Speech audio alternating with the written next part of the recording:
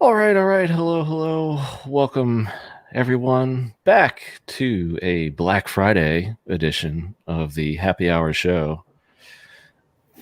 Black Friday could have double meaning. Could be because of the shopping season in the United States for Christmas has kicked off, or just the markets are absolutely a train wreck and black and awful and dire. But HEX is hanging in there. So how is everyone today? Doing good, thank you. Good, thanks. We have special guest Steve Hitson. I will intro him here in a second. How you doing today, man?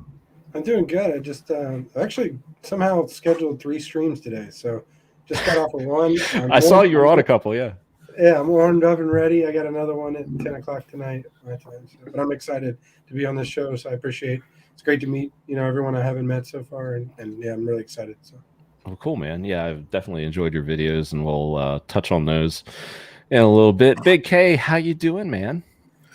Doing fantastic. Glad to be back. Bummed I missed last week. I was Are you really? I mean, really bummed?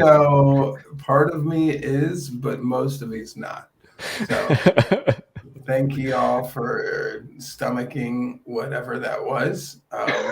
Apparently the people, they loved it. So Paul Blart Mall Cop was one of the biggest movies of all time. Go figure. Don't ask me how. Nice. People usually when I like stuff, I'm like, people are gonna hate it. So nice. We'll cheers save. Oh yeah. What is everybody drinking out there? This is a white Zin leftover. Not my typical thing, but it was Thanksgiving, so what you got there, Big K? This is a little nothing too fancy tonight. It's just the Josh Sellers Cabernet. I mean, it's still a California cab, which is going to be my normal go-to, but nothing on the high end. It's still delicious wine. $20 a bottle. Fantastic. Yeah, mine's light and delicious. I prefer a cab though. Miyamoto, what do you got? I've got a little cheeky fruity cider. Oh, we're all fruity tonight. All right. Yeah, it's just a kind of light cider, pineapple and raspberry. Don't judge me. Ooh, that sounds delicious. I love it. It's really good. It's really good. DJ Cryptomatic, you are all good. By the way, he is doing a set over there. He, guess, did not get my memo about the earlier start time. My bad. I changed it just because I thought I was traveling. Didn't end up happening, and I didn't want to change it back. So if you want some HEX tunage, go over to DJ Cryptomatic. Randy, DFed, you guys drinking anything? I got some Jim Beam old style Kentucky bourbon. Yes. Nice. Yes, like to mix that with a little cola. And Miyamoto obviously is here, so just going around the room for intros as well. So that's what we're drinking there. Randy Hilarski, who's been able to join us a lot more lately. And breaking news: DFed comes to us live from the PulseChain Validator Center. Give us a tour, please. So, as you can see behind me, here are the blazing fast. What are these Dell?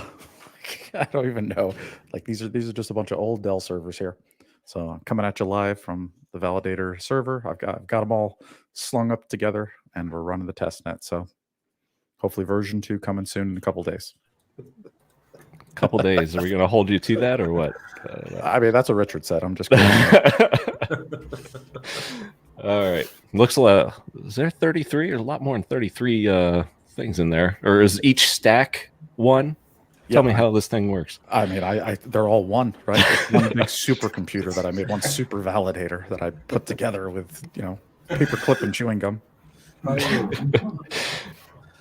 Just hashtag not real, Archie. Just I got this image from Google, by the way. This is a joke. We're joking right now, in case anybody didn't know. Not breaking news, really. Just Yeah. Hey, he got me when we came into the back room. Hey, are you really in a what? I thought you were when I first came in. I was like, that was like the back of Facebook or something. Yeah, this is a green screen. Yeah, this is fake. I'm not actually here. Power of television. It's incredible. Yeah. So just going through chat here. What's up, Jenkins? What's going on? Jenkins. Hex machine. I'm drinking Bush Latte, by the way, tonight. That's mine. What in the world is that? Bush Light. Oh, Fancy. latte. Okay. Fancy. It's a bush latte. Well, that kind of goes with our fruity drinks that we have here, I It guess, looks right? like I believe that would be a camo can for the season that you have right there, is it not? It is. Yes, it is. That is the camo can. Yep. Good old bush light.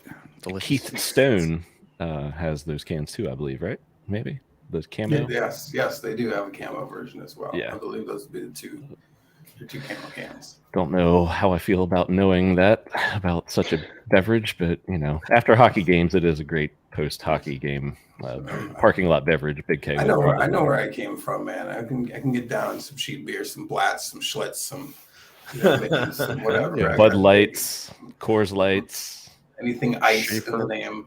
Genesee. Oh yeah.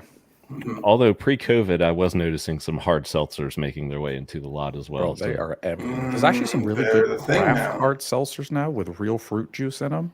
Like there's this place in Connecticut called Two Roads Brewing. It's actually really good. It's seltzer with real juice. I'm Yes. Natty. not Owens. opposed. I'm not opposed. I mean, David, did you say Genesee? Yeah. I'm Jenny, from Rochester. So yeah, that's my hometown, Genesee man. River, Rochester, New York. we got that stuff around here. Totally. You can get a case of Jenny for $19.99. Well, if you're having trouble hitting the toilet, then they're just grab some Genesee.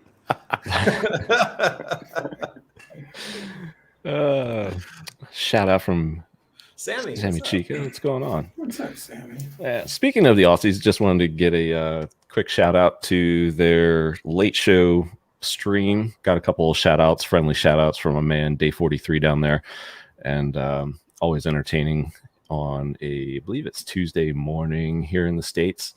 And I think he also did one, I think last Saturday, maybe Blue Bum was on that as well.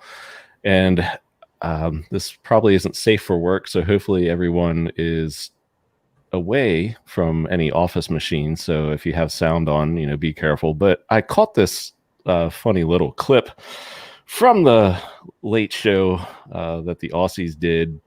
No idea what happened here, but figured I'd bring it up because it is happy hour.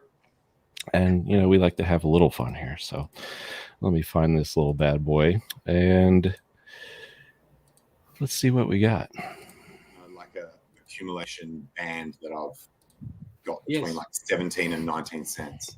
So I think anything between 17 and 19 cents is a good buy. And as we know, Yeah. In-depth discussion. You're all about a good entry point. Once you're there. Every hole's a goal, mate. Hey, don't you? Ladies love it. Hey, don't you worry about that. So, you want to ask me a personal question? Do you? Yeah. We want to get intimate with our audience for just a little bit. Let's have a little interlude. Let's get intimate with the audience, man. Let's do it. Well, like you kiss a girl after she's cut the top, or is that a bit too much? Too much for what? Oh, I'm just asking. Do you do that? Is that inside the confines of marriage? Rick, if you could suck your own cock, would you? I think most people would say yes, just to try it. Like you'd want to at least try it. Right? Like, Oh, yeah. Day I can kind of get 43. in the position, but it's very hard to get excited. So funny.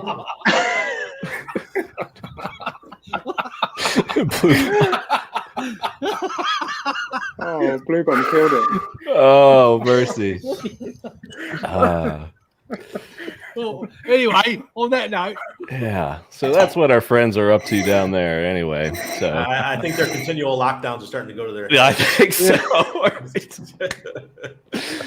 You never know what content you'll find on a HEX stream. Us last week, and then that Aussie stream this past Tuesday. So And they people were call missing this a Sammy scam. too. No idea why. Yeah, actually, I don't think it would have mattered if Sammy were there. They would have said the same stuff. So she would have participated in, you know, just giving it right back to him as well. Sammy's one of the lads. Yeah, she tries to keep him in line sometimes, but goes right along with it. So, good for that. So, what else we got here? Guess we went over everything. Hey, to our UK viewers, been getting a lot of those lately, so shout out there. And I know we're going to cover, I guess, a decent amount of news and HEX in the early part. We'll get to the PulseChain segment towards the second half of the show. And we'll do some HEX trivia here shortly. But first, before we get that show going, tell us a little bit about yourself, Mr. Steve Hitson. I've noticed a lot of your PulseChain content. It's right up my alley because when I'm like looking to learn more about a topic, I'd love to like have like a deck to check out while somebody's talking and running through talking points. You lay out, it's kind of like a little, I don't want to say a lesson, but just kind of like your latest takes in a very well presented, in my opinion, fashion. I get a lot from your videos. I know, many other Pulseidons, I will call them, even though we have a bunch of different names right now. But a lot of people, are really taking to your videos. Your subscriber counts, been on a nice rise lately. So could you tell us, I guess, if, your crypto background, maybe how you got into HEX, or if you're in HEX, and then PulseChain? Yeah, well, first, let's set the record straight. It's Pulsicans. I know Motley would agree with me here. So I'll take it. No, I'm just kidding. I don't care. Like, Vince and I would disagree, but it's a debate to be. Right? No, I'm just kidding. Yeah, decided. No, I don't. So I do. So that is kind of my style at this point. Like you said, it's kind of like a lesson. I like to put together a PowerPoint presentation. For me, that's like how I learn better. Is if I can see it visually, even if I have to read it while someone's saying it, I think it helps a lot. I've gotten a lot of the Pulse Patrol. I've gotten a lot of good feedback from that style. So that's what I've been doing so far.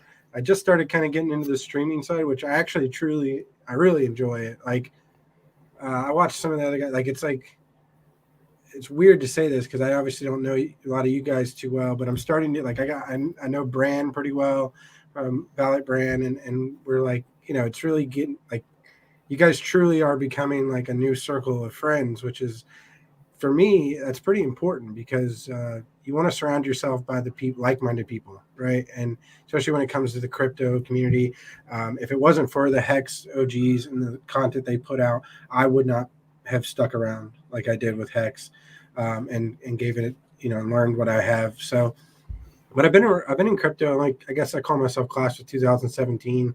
I got in like April of 2017. So before that, kind of right as the big run up started happening towards the end of the year, I had, over the course of a few months, put in about 10K, watched it grow to 100, got my 10K out, proceeded to watch $90,000 turn into 3.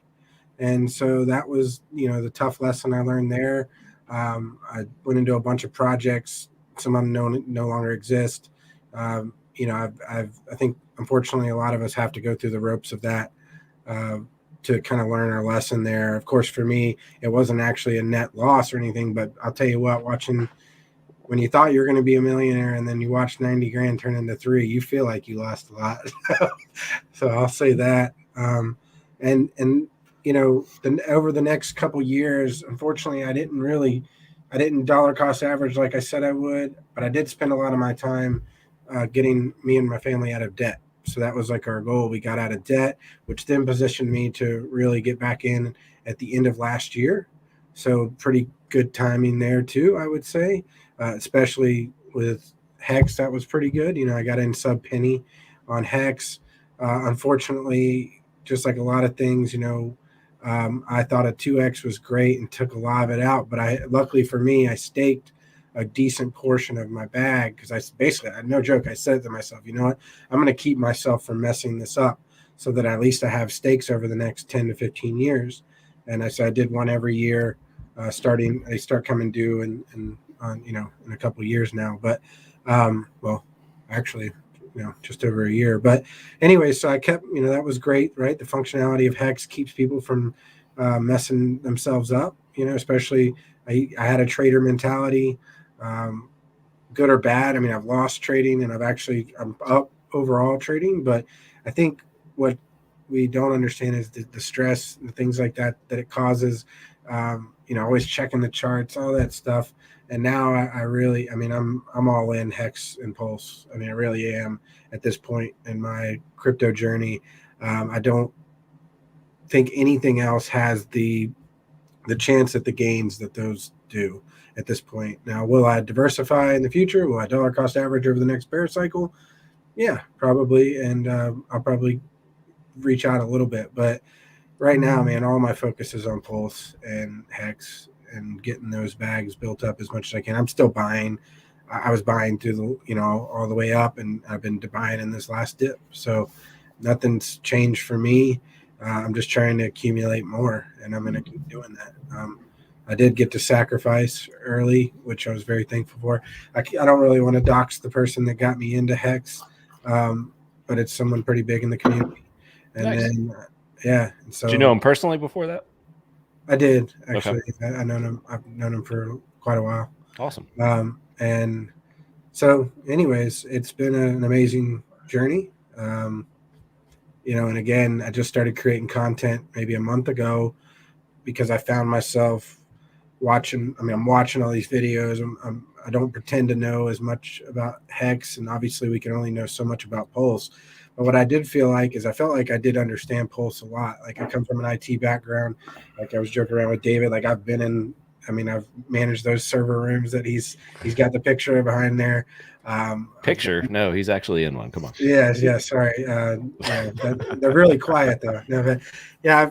So I understand technically, but I'm not a programmer or anything. So some of the stuff still definitely goes over my head. But anyways, that's kind of my roundabout there. Super excited for Pulse launching, obviously. So. Oh, good stuff, man. Yeah, and I'm excited. I know, probably a lot of people have already watched the video with, some of the slides that, we'll talk about later, but I also thought it'd be a great, kind of foundation for a discussion because, the panel we have today, I think is, pretty darn familiar with PulseChain and would have some, it'd be cool to just bounce some ideas around with each other and, have a fun little chat like that. So, and yes, Sammy Chica, I will gladly shout out the Ladies Discourse Syndicate happening tonight at 5 p.m. Pacific when I have a minute. Not sure when that'll be, but perhaps later in the show and at the very end. But yeah, I think that is 3.5 hours from now, I want to say. Is that right? Yeah, 3.5 hours from now. Yeah, totally. And not sure if there's an effing hangout tonight. So let me know on that if you know the answer, Sammy. Well, before we dive on in, and as more viewers continue to file in, how about a little trivia, boys? You up for it? Always. I love trivia. All right. Well, in the room right below me is the defending champion, if you did not know. So, it's up to you to see if you can take him out or not. Knocking off my throne. But we'll see how this goes. Hopefully, I try to get you guys out of the first round. We'll see how it goes here. We'll go around the room. Steve, are you ready? Bring it. All right, here we go. Just earlier today, Steve and Richard Hart. Oh, by the way, for anyone new on the panel, please put your chat screen off because we encourage chat participation. So do that if you would. Chat. And I'll try to repeat the question as well because that'll give chat an extra second to put answers in the comments. Now that that's said and disclaimed, here we go. Steve, earlier today, Richard Hart began a tweet with blank, "We need to have a talk. It seems some of you want to talk trash. You can go ahead and stop that now." What is blank? Man, And it looks like he's just within minutes talking trash about this blank as well. So one more time. Earlier today, Richard Hart began a tweet with blank, "We need to have a talk." And the blank references crypto. It seems some of you want to talk trash. You can go ahead and stop that now. What is blank? well, I'm really not good at trivia, but I mean, if I was going to be good at it, it would be something along these lines. So I'm going to go with Bitcoin. The correct answer is Bitcoin. Yay. Hey, Big K. Hey. Hey, Big K. That same tweet goes on with blank bros are better about this. Show respect to the 100% perfect uptime and flawless operation miracle, hex.com. Coming soon, pulsechain.com. What is blank? And I'll say that one more time. That same tweet I just referenced went on. Blank bros are better about this. Show respect to the 100% uptime and flawless operation miracle, hex.com. Coming soon, pulsechain.com. What is blank? Who are those bros? ETH bros? Ethereum bros it is. Sorry, my camera overheated, y'all. So That's okay. Is that the one you were bragging on me about? yeah, I don't know what the heck just happened. Never happened before, but here we are. So That's all right. We can still hear you. fantastic. DFed. Earlier today, Richard tweeted a picture of the hex chart with the text, I love when blanks talk smack. What is blank? Earlier today, Richard tweeted a picture of the hex chart with the text, I love when blanks talk smack. What is blank? I have to admit, I haven't been on Twitter in a number of hours, and I haven't read Richard's stuff. But I'm going to guess plebs. Unfortunately, see, all right, I'm going to accept that because the first answer I saw, it wasn't that, but yes, you have the right context. The correct term is haters, but since we're in round one, we'll also go with that. Plebs, haters, Getting same. a pass. I appreciate that. Cheers. I didn't read. That was a complete guess, too. Randy Hilarski. Hey, think What about do we it. got here? Earlier this week, Richard Hart began a tweet with security reminder, your blank or your life in cryptocurrency. What is blank? Earlier this week, Richard began a tweet with security reminder, your blank or your life in cryptocurrency. What is blank? Your seed phrase. Hey guys, also there's like a concert going on down here. It's Independence Month in Panama, so we got drums and trumpets and everything. So that's why I keep turning my sound up. Oh, I couldn't hear anything. So I could definitely hear it. Doesn't seem that bad. I just heard like a roll of quarters hitting the floor or something a while ago. That wasn't me. Okay. Miyamoto. Yes, sir. Last week, Richard Hart tweeted, did you know 42% of all blank sits in 2,172 wallets? What is blank? Last week, Richard Hart tweeted, did you know 42% of all blank sits in 2,172 wallets? What is blank? Bitcoin. Bitcoin is correct. All right, everybody's out of the first round. Here we go. Steve, are you familiar with our friends at Crypto Sparbook? I believe so.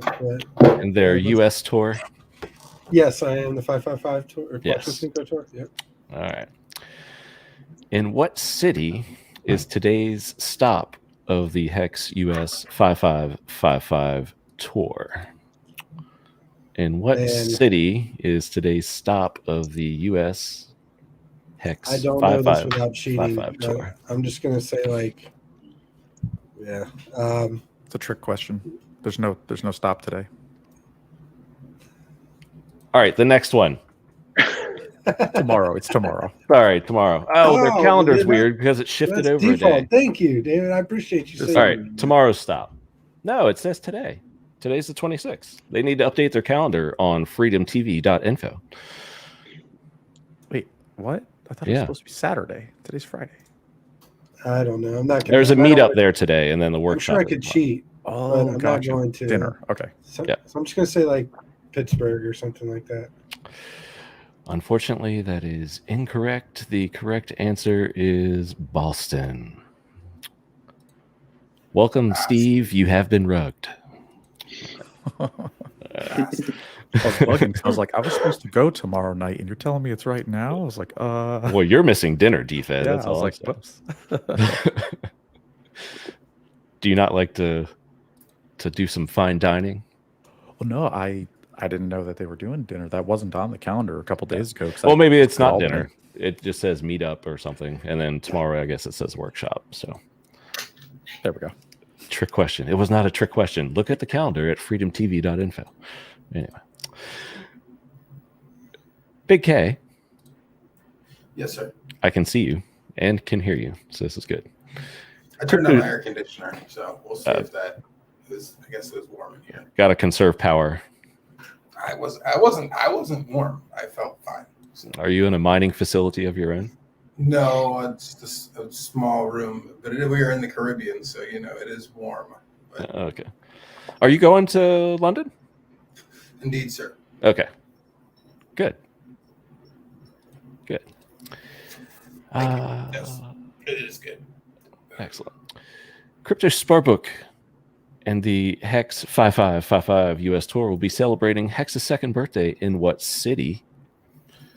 Crypto Sparbook and the HEX 5555 US tour will be celebrating HEX's second birthday in what city? Well, I will be celebrating in London. They will be celebrating in New York City. So the answer, sir, is New York City. The answer is New York. So yeah, if you're in the U.S. and looking for a party to go to, they look like they're going to have some fun cranked up. So Yes, come on and down. I've also heard a rumor that there will be no QR codes required. So anybody in the New York area, come on down. Well, if I would have known that, I probably would have made arrangements, but I refuse to participate in that crap. So, yeah. High five, Randy Hilarski. Anyway. Good to hear, though. Good to hear. Kind of makes me sad that I didn't make asked plans that to do when it. we were in Albany, but I think it's confirmed. So Okay, good for them. cool. That's awesome, though. Everybody welcome. HEX 720 going to be there. Hey, HEX 720. Freddie Quote's going to be there, too. I think he might be. Ah, there's a list. Okay, That's the secret list. The night before. I don't think it's a list. I think everybody can come to the party. Yeah. All right, DFed, are you ready? I'm ready. All right. Earlier today, the guys we're talking about at Crypto Sparbook released a short video titled HEX OGs on Crypto Sparbook 5555 Tour, featuring some OG Hexkins in different cities from the tour. Name just one of those cities that was featured in that video. So earlier today, Crypto Sparbook, they released a short video. I think it was like 3 minutes or so long. HEX OGs on the Crypto Sparbook 555 tour, featuring some OG Hexkins in different cities around the United States. Name one of the cities that was featured in that video. I did not see the video yet, but I'm gonna go with. I don't know. Let's go with Los Angeles. DFed, you've been rugged. The correct answer. I was going to say Boise. In this video, specifically Denver, Chicago, and St. Louis were called out. Good job, chat. Good job, chat. Big K, you're sitting pretty right now. 2 more misses, and you could just walk away in round 2. I mean, I'm not opposed to it. Hopefully, we didn't lose Steve on our very first meetup. Okay, good. He's still there. All right.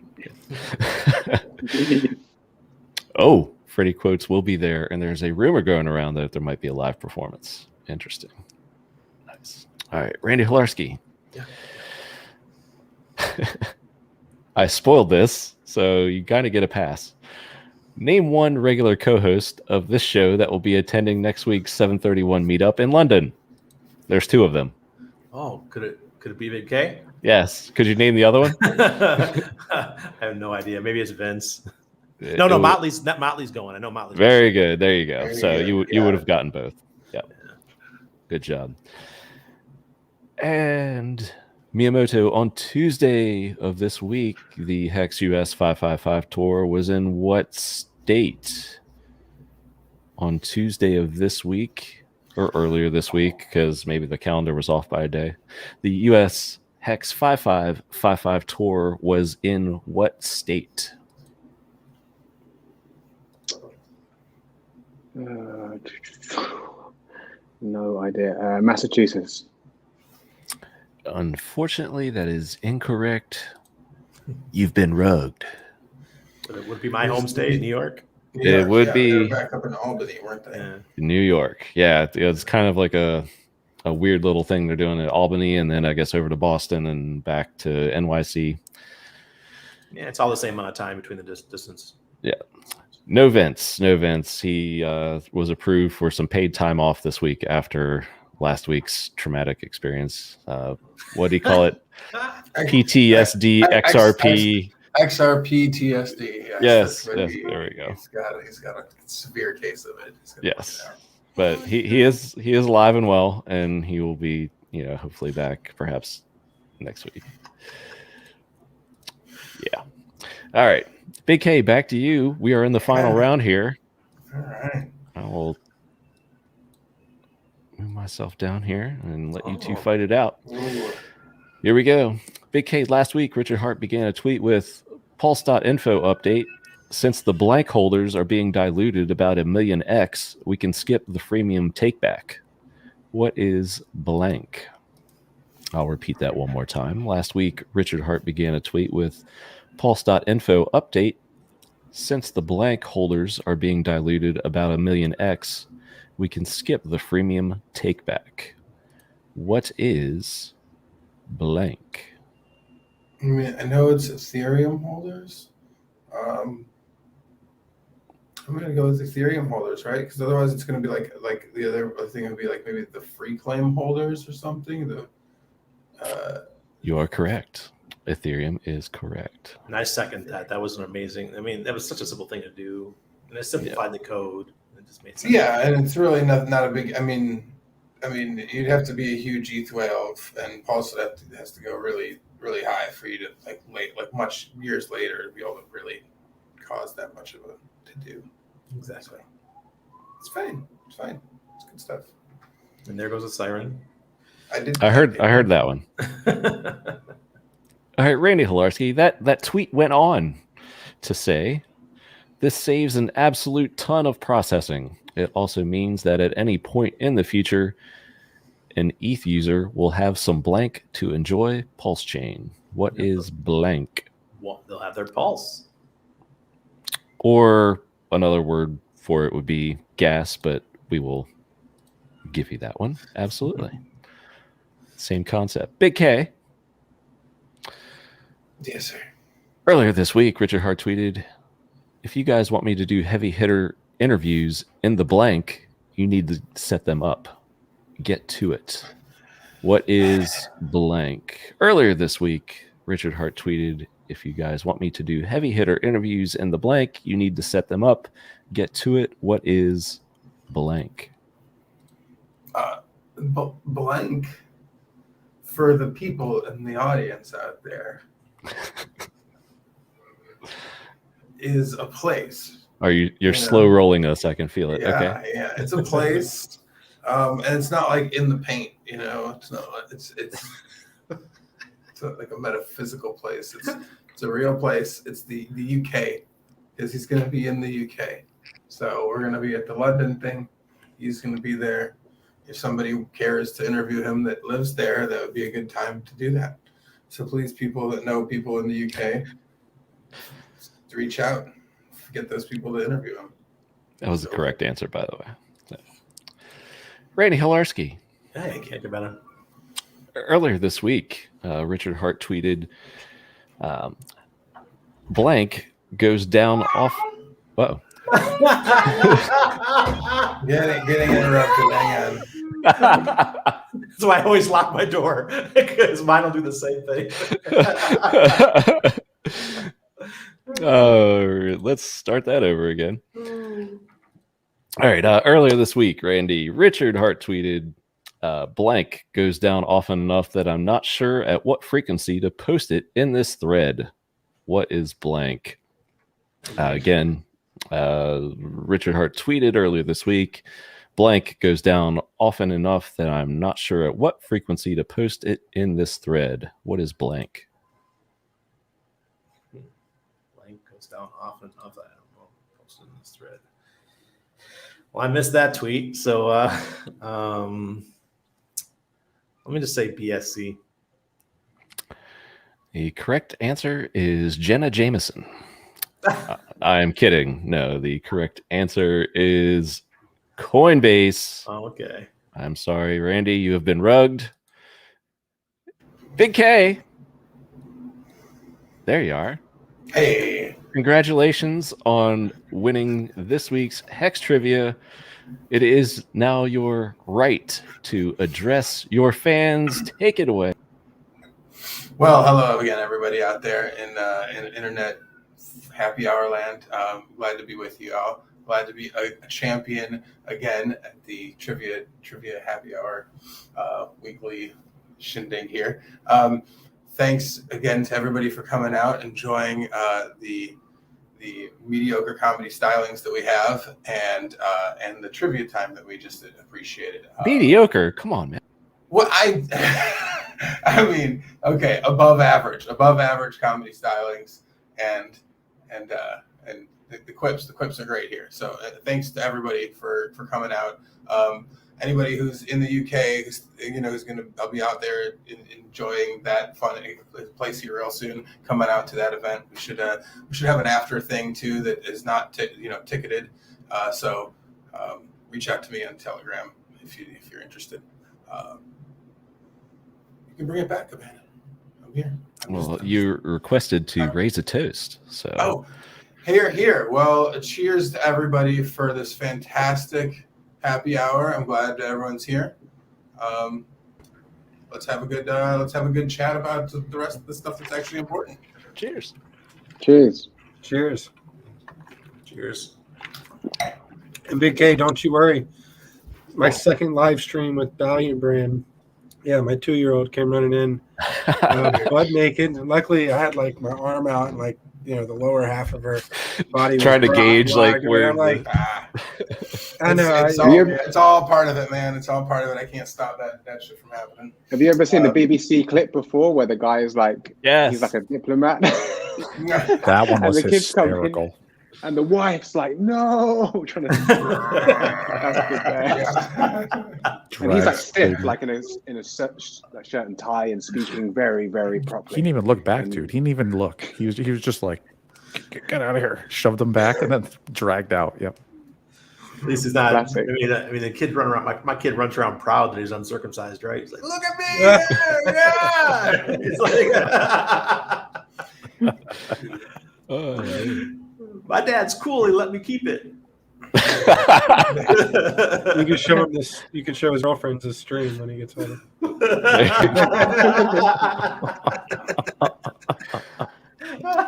Oh, it's happy hour. All right. Clip it. No. Hey, come on. All right. Hey, it won't be on your channel. It won't be on your channel, Commander. It's somebody else's. All right. Let's see what else we got here. Oh, so we have just a quick little segment here we call "The fuck is this?" And I just wanted to pull this little image up here and leave it to you guys and just tell me, this has surfaced over the past few weeks. We haven't had time to get to it here, but the fuck is this, boys? It's a I think fancy it's rather on media YouTube. I think it's sad that he probably actually gets paid for some of this. That is so nuts.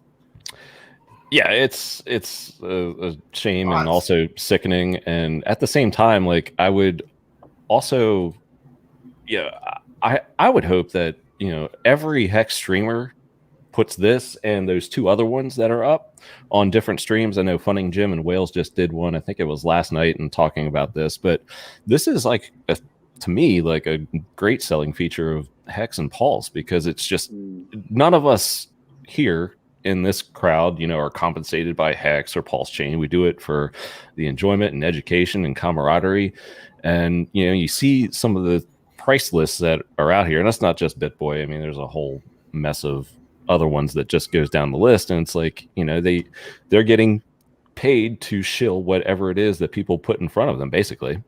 Yep. And it's absolutely I was the one that used to disgusting. pay him. I used to pay him. So it's, it's normal. So something like this, I mean, I haven't seen verification, but a lot of times, Randy, correct me if I'm wrong, is like these kind of lists and the other ones that we've seen with the long list of influencers, they tend to get leaked. Is somebody I can name names right now and go down a whole list of tell you how much they charge. Yeah, and so something like this is quite real, I would say, Randy. Is that but my numbers are from 2017, so you know, and they were similar to this, but cut them by 40%.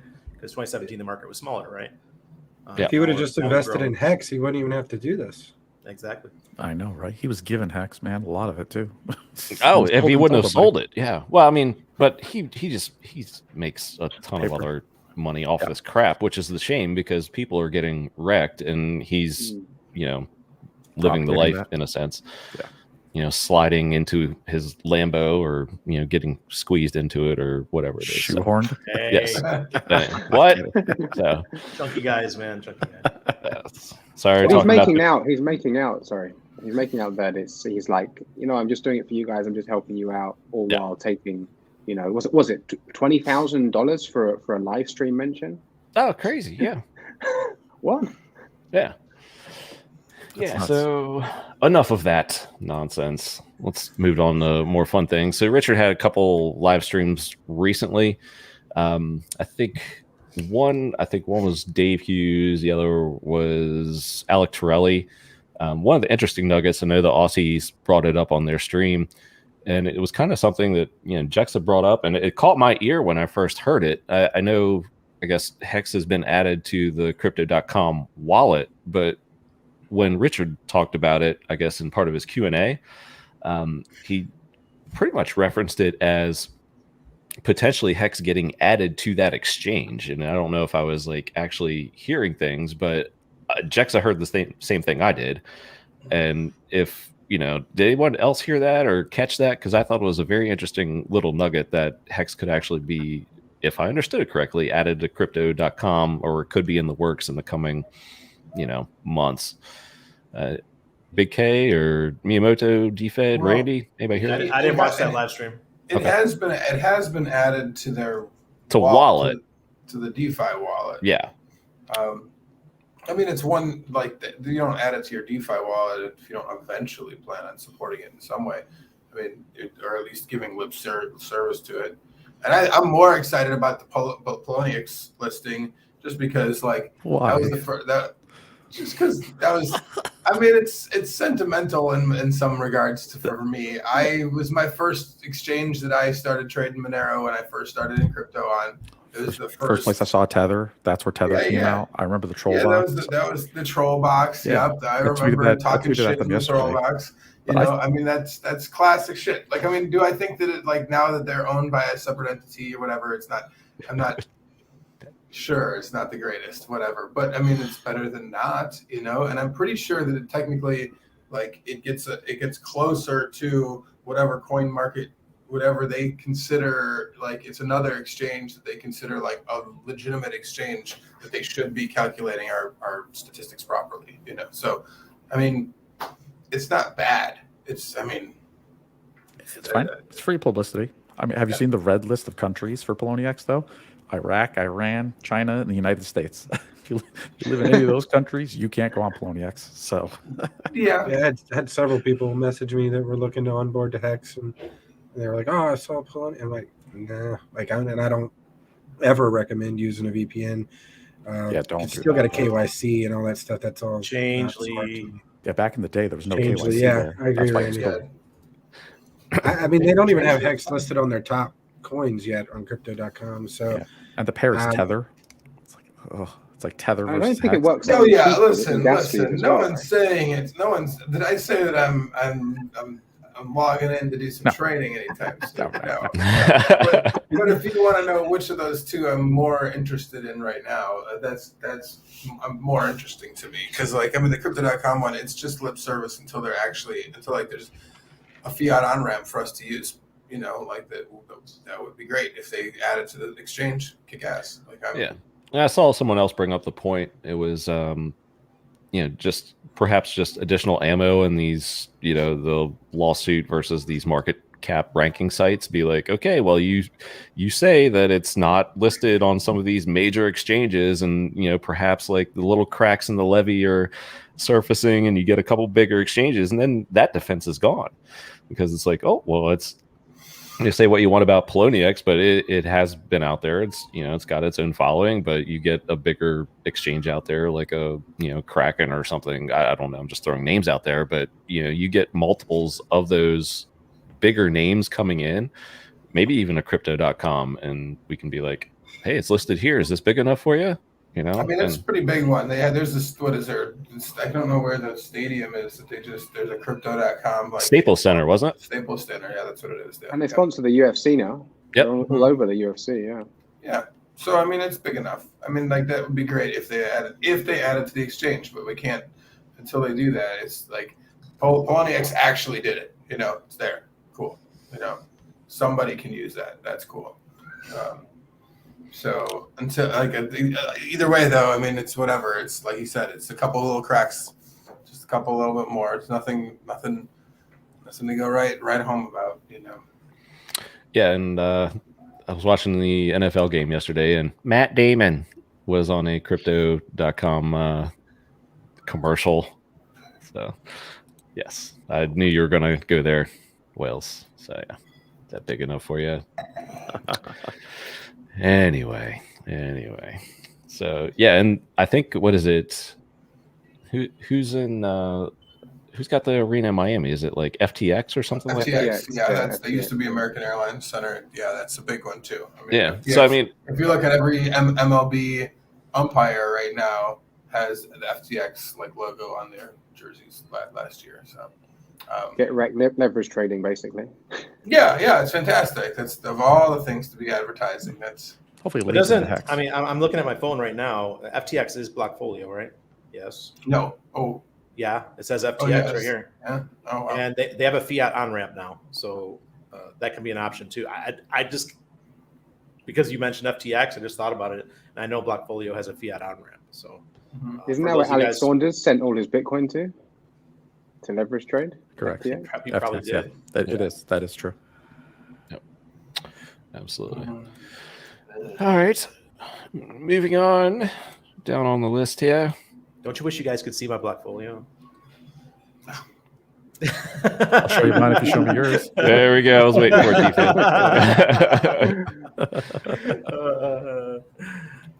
I mean, we're already seeing your validator center there, DFed. So There we go. Man. There we go. That's the Guess next one, baby. Randy does owe you something. So This is a whole nother Hey, level. I fell for it, man.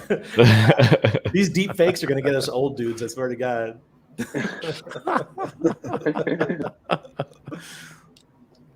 Yeah, and I do agree with Briz's comment here. Crypto.com all over basketball UFC is putting generic crypto in the faces of tons and tons of impressionable young folk, young males. That's wonderful. Yeah, and it is. It's kind of like, we've said this before here, I think many a times now. It's just, it could be a gateway drug. You get into Bitcoin and Ethereum, and then you see a shinier, better object once you actually eventually understand more of the game and, actual investing and the time value of money, and then hopefully you'll come to Hex.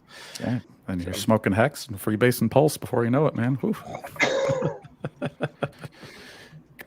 Yeah, Richard mentioned it was the largest crypto credit card processor in that stream. He did, but I could have sworn that he mentioned something further to the effect, and I know Sammy mentioned it in chat too, that it was the wallet. Yeah, it is the wallet, but I thought it was actually, as an on-ramp, potentially. Maybe somebody can find a clip to prove me right or wrong, but I thought it was a nice little nugget, and I think, like I said, Jexa heard the same thing I did, and actually brought it up too, and I was like, cool. At least I was not the only one who thought he heard that.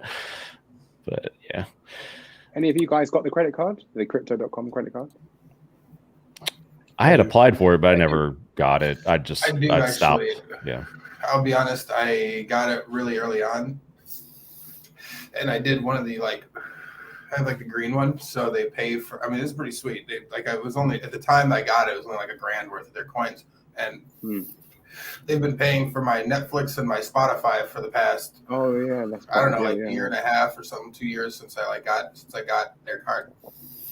I don't use it for anything else, but they just dump CRO token in my wallet every month, and repay me for it, and then I just sell that for ETH or whatever I want, So nice. And it's fee free and whatever. I mean, now to get the same level of whatever card that card is costs I don't know, 20 grand in CRO token. So I don't recommend it. Go and do it now. It's not really a good deal now. But because I got grandfathered in at the lower rate, then I'm in a pretty sick spot with the crypto.com. They're not the worst. I got the free card. I got it about a month ago. I haven't used it. I just applied for it and it turned up. Yeah, it's a good. I mean, it does what it says. You can withdraw your crypto pretty quickly, and I will say that it's pretty quick in the sense that if you need ETH for fees in a wallet somewhere, or you need something moved over from one spot to another, they're not gonna hold out your coins for you for hours and hours and hours. I've never dealt with that, but I've also never dealt with large amount I have a couple $100 in there just to pay for the Spotify and Netflix, which cards. I mean, it's a pretty cool deal. The guys got to be careful with the cards, though. I mean, I've been burned so many times. Yeah, like I said, I definitely do not recommend keeping any actual. Like I said, a couple $100 in there because it's $20 a month or whatever for the 2 services. Can I tell a story real quick? I'll tell a good story. This will scare the shit out of some of you. Oh. So this is 2017. It had to be August, September 2017. I had WireX. My wife had WireX, and I think we had about 13 Bitcoin on there at the time. And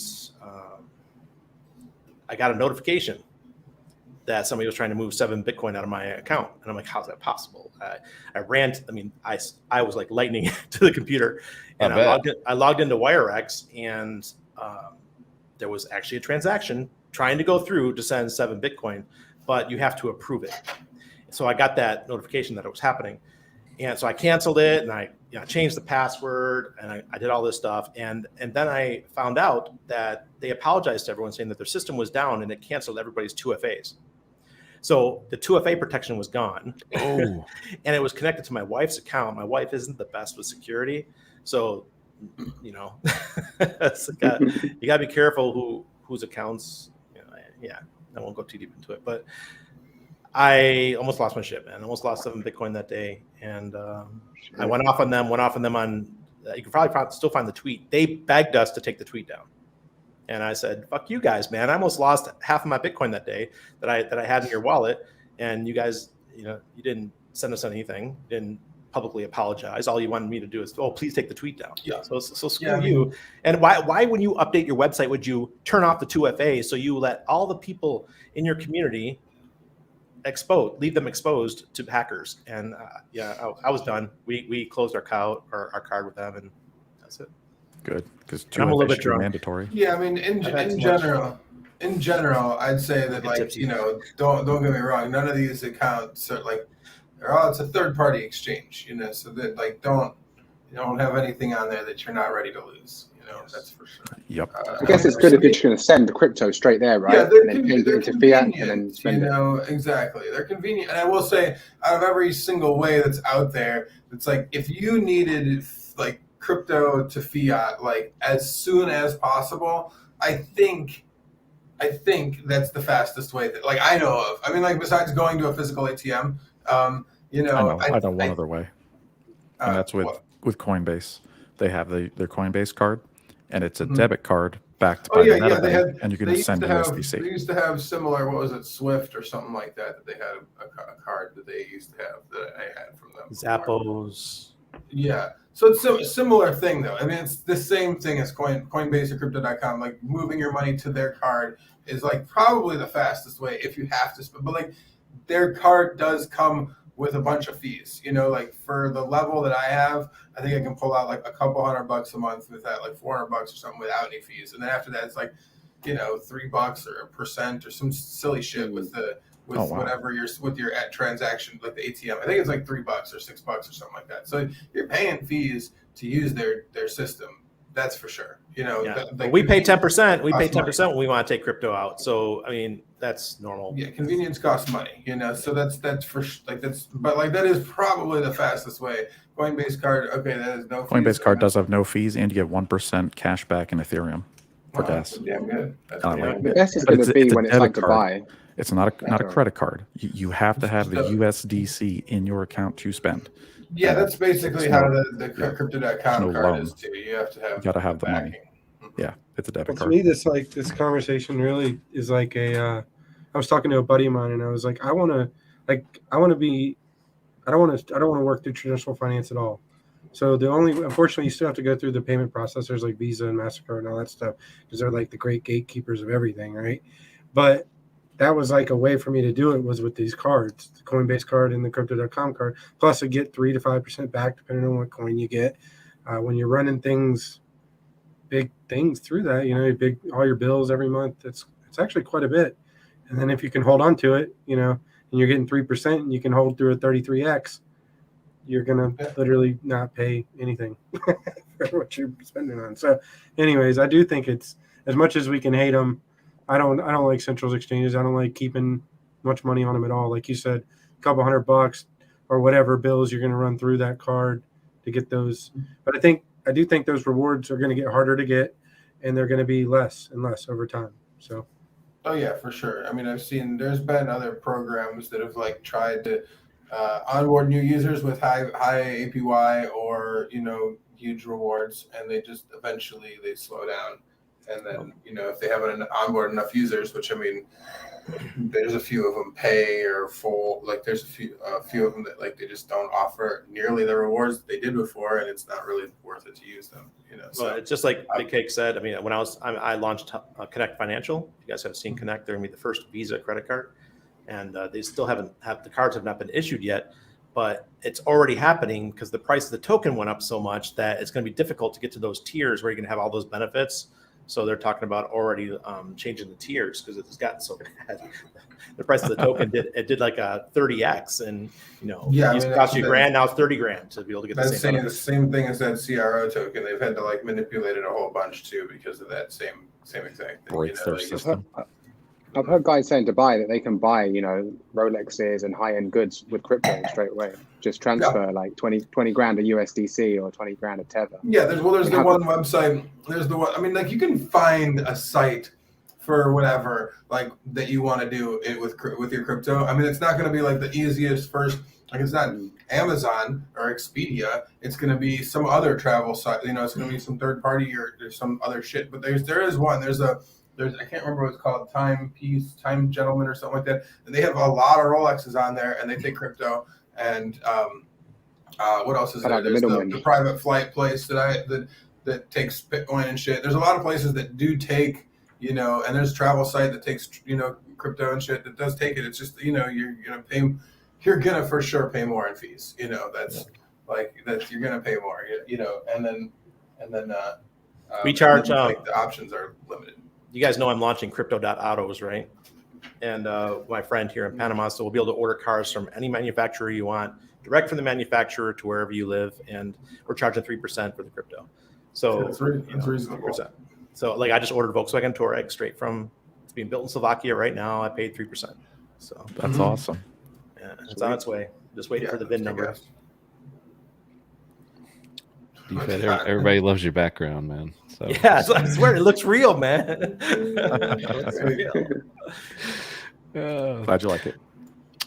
And continuing on, just tying up the bow on those live streams. So he had what I thought was a great one with Alec Torelli and I guess his buddy, just answering actual, you know, real life kind questions, like kindly phrased, like they wanted to learn. It wasn't like you are scam, you know, why this, why that. It was, hey, tell me about this. Okay, what about this point? Okay, how about this? Can you explain this? And it was just a great back and forth, I thought, between the two of them. So after that, and actually I think Alec commented on it during his stream, he did shout out the HEX community, just, you know, to how we are, you know, above and beyond, I guess, any other crypto community that he's dealt with, which is really awesome to hear, because it was kind of like confirmation. Like, we can say it all the time in here, but to hear someone from the outside who, you know, maybe has some fame to them and, you know, saying that and hearing that was pretty cool. So after that, he put out this tweet and he was like, all right, you guys have won me over to prove my theory that HEX is the strongest community in crypto. I'm going to crowdsource my investment. Here's how it works: $1 for a like, 5 for a comment, and 10 for a retweet. Max allocation 25 grand. You have 72 hours. I think this ended a few hours ago, if I'm not mistaken, and Hexkin's got him up, I think, close to 22,000. So that was pretty neat. But it did, I guess, produce an idea for a thought experiment for me, because in the comments you could put, you know, some ideas for how he should stake it. If you were him, would you stake all for the 5555? Would you ladder it? And there were some really interesting, like, little ladder ideas. Obviously, you know, for 25, it's not like, you know, 100 or $1 million or something. So, you know, maybe do a few less stakes, you know, 3, 5, I don't know, maybe you do one big one. And Funding Jim had a good one. I mean, there were a lot. I can't shout out all the Hexkins who commented, but I was just curious to throw it around the room for, say, an amount, you know, a bag of 25 K USD. How would you arrange that ladder? And I guess I'll go first, because I said I would do 5 years, 10 grand, another 10 grand for 10 years, and the last 5 for the full 5555. That's just me. I mean, and you would also have the option. The reason I did that is after the 5 years, if you didn't need that money, or you wanted to restake it, or you just want to take some interest off, all those are options to you. But at least you're not throwing it all 15 plus years out. And, you know, you can at least, I guess, earn some pretty decent interest and understand how the system works in that time. So I don't know, just to have a take on it, Steve, how you would kind of ladder out 25K if somebody crowdsourced that and it just dropped in your wallet of USDC. Well, so might not be a popular opinion, but at this point in the game, I would actually wait for the copy, and then I would do longer stakes on the ETH side. And I would probably do a shorter, like more interval stake on the PulseChain side. But I would definitely mix in, I would probably do something similar to what you said, Cabana, on the ETH side, 5, 10, 15 with it, some sort of nomination.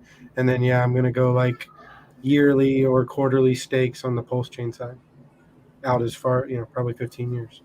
Nice. So they're cycling. Yeah, I didn't even get that far with 2 chains, so that's another thing to think about. So good job on that. BK, what would you do? Any thoughts on that one?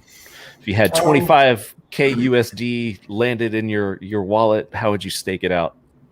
Yeah, I mean, I'm gonna say something somewhat unpopular probably too, but it's gonna be like I'd probably do 7 stakes split up relatively evenly, maybe slightly weighted, honestly, like a little bit early, and then like a heavy at towards the end. But it'd be like 1, 3, 5, 7, not 1, 3, 5, 7, 10, 12 and a half, 15.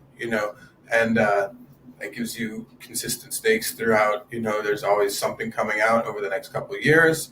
You got something early on, maybe even a little bit larger early on, 3,000 or 5,000 early on, so you can make sure to get your input back, so that way we're not forcing everyone to go forever, early on. They can appreciate some gains in the first year, as well as then if they don't need it, like you said, push it out further. But it gives you a full, a good ladder. I think would be nice. Cool. Randy, you have a take on that? If you had 25K USD dropped in your wallet, what would you do? Well, with Ethereum, I would probably, I agree with Steve. I would wait until the PulseChain launch. For one, that'll be the most important. Keep it liquid until then. But then I would take the Ethereum HEX, and I would probably go out for 10 years with that. Actually, now that we're already 2 years into HEX, so I probably maybe 7.5 years. Try to beat that 10-year. A lot of us put out 10 years, right? Because that was the max for the go long. But then I would ladder it with 10 years being the peak, and then going back down towards 15 on PulseChain. Nice. DFed, what would you do if you had 25K dropped in your wallet? How would you stake it out? If it was my first 25K of HEX, and let's just pretend it was all the HEX I had, I would divide it up by 15, and I would do a yearly ladder from 1 year to 15 years. Okay. Every year, easy. So every year you're getting some out, because then you're gonna average out the peaks and troughs of the market over time. So I would do that if it's all you had.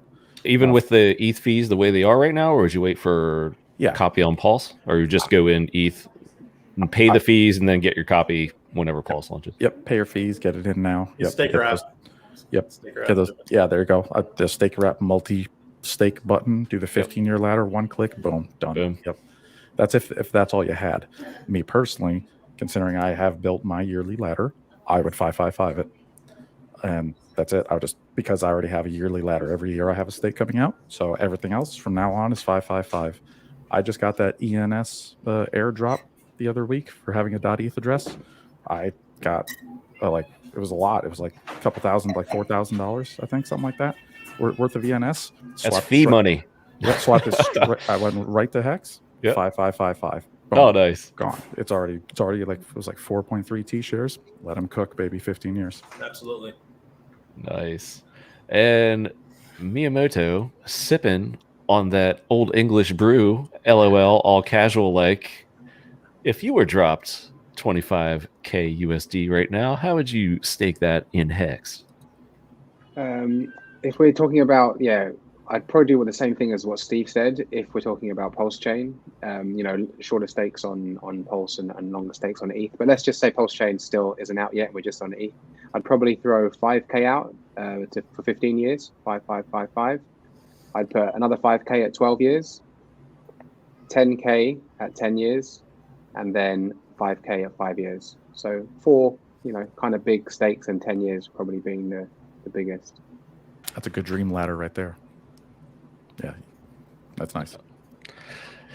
Hey, your buddy Rusty says you're in training for Thursday night, so good for you. It's going down. It's going down. It's crazy. Got a big after party booked as well. A big London nightclub. It's going to be Big K. It's going to be fun. Might you and Big K see each other? Yes. Oh, I'm sure that I believe. Yes, it's going to be exciting. It's going to be lit AF, as the kids say these days. Yes. Briz has an idea: 20K on cocaine, 4K on hookers, and a K in the PulseChain to make you a millionaire. Now that guy's thinking. That guy's thinking. He's living in the moment, He's living in the moment. Certainly no delayed gratification there, but yeah, he's feeling it right now. I think we all would if we go through what.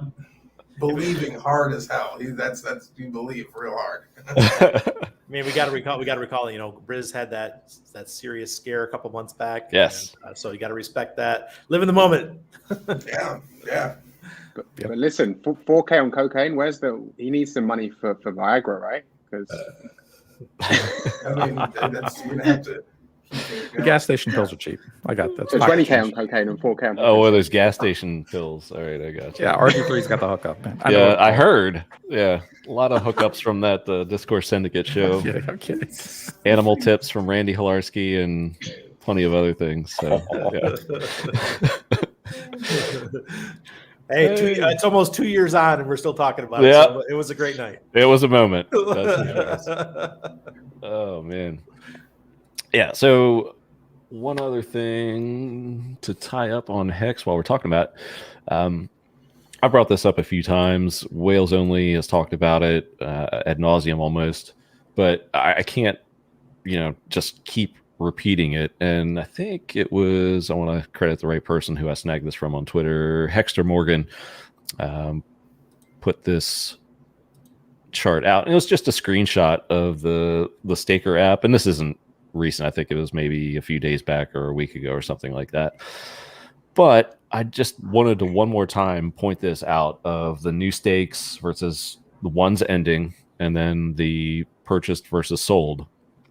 And even though the dollar amounts are, not always, on the purchase side versus sell side, the amount of transactions is growing on the positive side.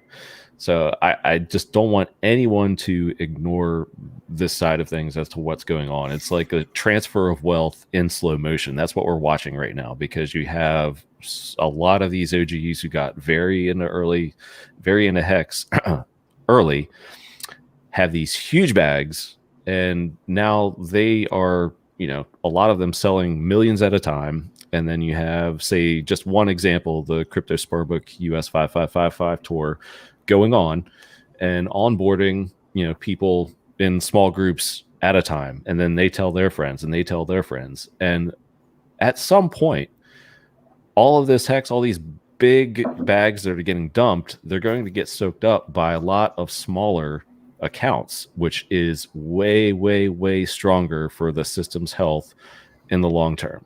And I cannot stress that enough. And I just think that, you have to see it, take it in, and then remind yourself of what's happening here. Yes, it is frustrating that the price is below 20 cents right now, but also remember where we came from. So I don't know, any takes on that? Yeah, I want to say that I'm looking at my Staker app right now, yep. And my ranking, I did sell some. I sold a bunch at about 42 cents. And I'm honest, I'll straight up tell you guys. And my ranking has recovered. I'm back to where I was 2 months ago, because there's other people who are selling and they're dropping. So I dropped down about 30 spots and I went back up about 30 spots, or about 27 spots now, because people are selling after I sold. So it is happening. There is a transfer happening. Yep. And Briz, it was Crypto Harpy. He says we're winning the lottery in slow motion. Yeah. It's kind of the same thing. I'm referring straight to HEX and this transfer of wealth that we're seeing. It's the same concept, right? It's like we are witnessing it literally every day. You can look at your Staker app. Have not looked at it today. So yeah, I'll tell you right now. I'm going to go through the numbers. Sold 2.66 million, purchased 2.4. So it's not too off of what that is. But how about the amount of transactions sold versus purchased today? New stakes 27.7. Ended 27.7 million, new stakes 25.8 million, transferred 16.3 million. That's pretty, and it's about almost the same as those numbers, 1,332 total transferred. Yeah, but okay, so you have, like, say on the screen here, we have new stakes at the top. So there are 499 new stakes versus 286 ended. What's that number today? Okay, so ended is 318, new 476. Boom. Exactly. That's exactly what I'm talking about. How about sold versus purchased? Sold 204, purchased 457. There it is. I mean, that's exactly what we're talking about. We're in slow motion right now, but Randy just, real-time stats. And these are stats from a week ago, and the concept has not changed. So something I wanted to point out there that I just don't want to get lost, because eventually just think of when all these smaller accounts soak up the big bags that are dumping, the strength of, you think this community is strong now? Like, I don't think we've seen anything yet, in my opinion. But K, any thoughts on that? Those Staker numbers there? Sure. It looks good. Community strong. I mean, I honestly, I always do the thing in my mind, because I've been in HEX a long time here. So, that I'm like, okay, if we did a 90% drop from the top, that would put us at like 5.5 cents. And if I was at 5.5 cents right now, in like the grand scheme of things, 1 year ago, if 1 year ago me was like, hey, we're at 5.5 cents by December of 2021, I'd be like, yeah, this is awesome. Everything's perfect. We're golden. Everything's right on track. So like the fact that we're like past that, Like we've that's like in the past. And like if we did do a full pullback of 90-something% pullback, I'd still be like that. We're all good here. Everything's great. So like I don't think that that's going to happen. Yeah, thanks, Valiant Brand. Appreciate it, man. Yeah, I'm glad that he made it. If you haven't seen a couple of Hexos for last couple streams of him in London, his takes on England is fucking hilarious, man. This shit's great. It's great live stream material. But yeah, so anyways, no, I think it's a good thing overall. I think that you're 100% right, Cabana, that you want people to be able to redistribute, to stronger hands that haven't had a chance to feel those gains, in the sense that like people that are buying up a big whale's bag and selling it, you see the stakes being made for a long time, and that's happening. So yeah, all is good. We're good here. And it's like business as usual, people. No worries. It me, footsteps, it me. And sorry to hear about your Black Friday, Marion, RIP, but those funds went into a good place, a better place, far better place than spending on retail at Black Friday. We went to a skate park and did some roller skating with the kid today, and we drove past some of the outlet malls here in Puerto Rico. Insane. I mean, there's not a parking space. People are making parking spaces on top of each other out there trying to. Don't do that, people. Don't do that to yourself. Yeah. It's unnecessary. Yeah, and DJ Cryptomatic just wanted to say, just chatted me and didn't want to overlook this. So someone, as Richard Hart always says, someone out there made this cool little ranking website. If things were listed correctly, this is how things would look. This is howtopulse.com. So you can click on the real market cap there. I like it. Yeah, it's pretty cool. So just wanted to give that site a shout out. Thank you, DJ. I did not have that in my notes, so I greatly appreciate that. Looking out for his fellow Hexkins, and thank you for the pregame show. Sorry we got crossed up on the time there. Thought the holidays would mess up with my travel time, but we good now. All right. Well, shall we get into a little PulseChain discussion? Ooh, sounds good. Big Yes, Kirk's rubbing his phalanges together. Excellent. Yeah, excellent. All right, so let me just do the little switcheroo here. Get our branding on point, and it's on point. There it is. All right, there we go. The pulse side of things. All right, so this all started, or not all of it, but I guess we haven't covered this one little point yet, which I wanted to cover and lead us into this because I still find it rather humorous. So our buddy aBit put this out a couple weeks back. PulseChain mainnet will start in 7 days on November 18th. I don't know the exact time though. So Favorite tweet right there. A tweet that will go down in PulseChain history for humorous sake and Infamy. Infamy. And then who put this out here? It was Hextrovert did this. I don't know. Maybe some people have not seen it yet, but I didn't want to pull this up. I don't want to miss the first part of it.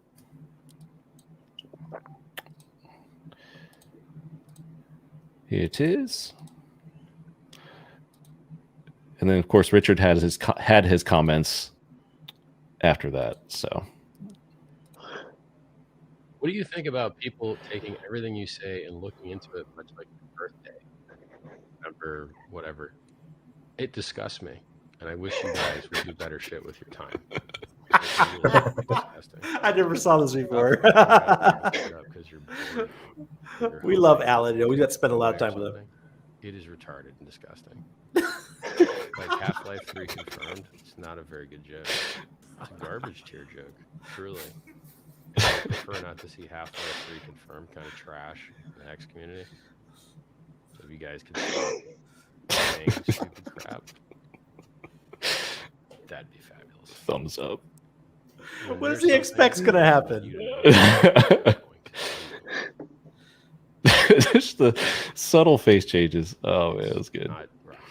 Richard loves talking in code, so it's his fault. He made it this way, Right. And you know, from the day one, it's always been this way. So just accept it, guys.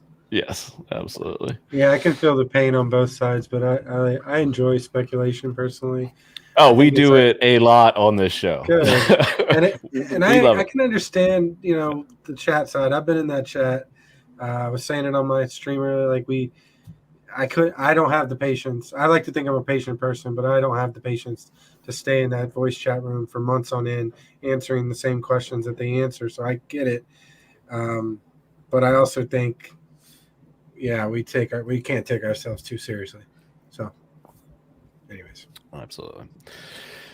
And that leads us further into Paul's DFed. I sent you this Twitter thread. Did you have a take on that? Do you want me to bring that up? Yeah, I went through the GitHub. I found another Twitter thread. Thank you very much for sending this to me. I actually found it very useful for what we're going to be doing with the validators. Yes. All right. Well, let me bring up this thread, and then we'll get into more of Steve leading the discussion here. But yeah, this one, shoot, I'm going to read it without sharing my screen, so that wouldn't have been productive. Yeah, so incredible thread of BSC validators. This was, I believe, like a week ago, threatening to dump the whole chain and move on. The BSC devs just merge shit to master, don't test anything, and the validators can't keep in sync. CZ, what is this shit? Spend some money on it. So I sent this, I saw this, and it was talking about validators. I figured I'd send it over to DFed, see if he had a take on this and any perspective, you know, of course, with PulseChain coming up. And yeah, I'll just turn the floor over to you for a minute or two.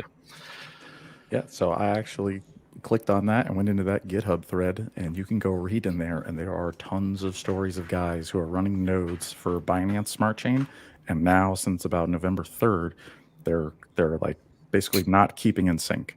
They're falling out of sync. They're not working. They're not functional. They're not able to keep up with the blockchain. There's allegations of the Binance team making changes and commitments to the code and just pushing it out without any testing whatsoever. It's crazy. And then I found another thread from the guys at Trading Protocol. They're building like a DeFi quant financial service, and those guys are trying to run their own nodes, and they've found out it's basically they're pushing blocks too fast, and the blocks are full, and miner extracted value and bot spam is killing them and crushing them.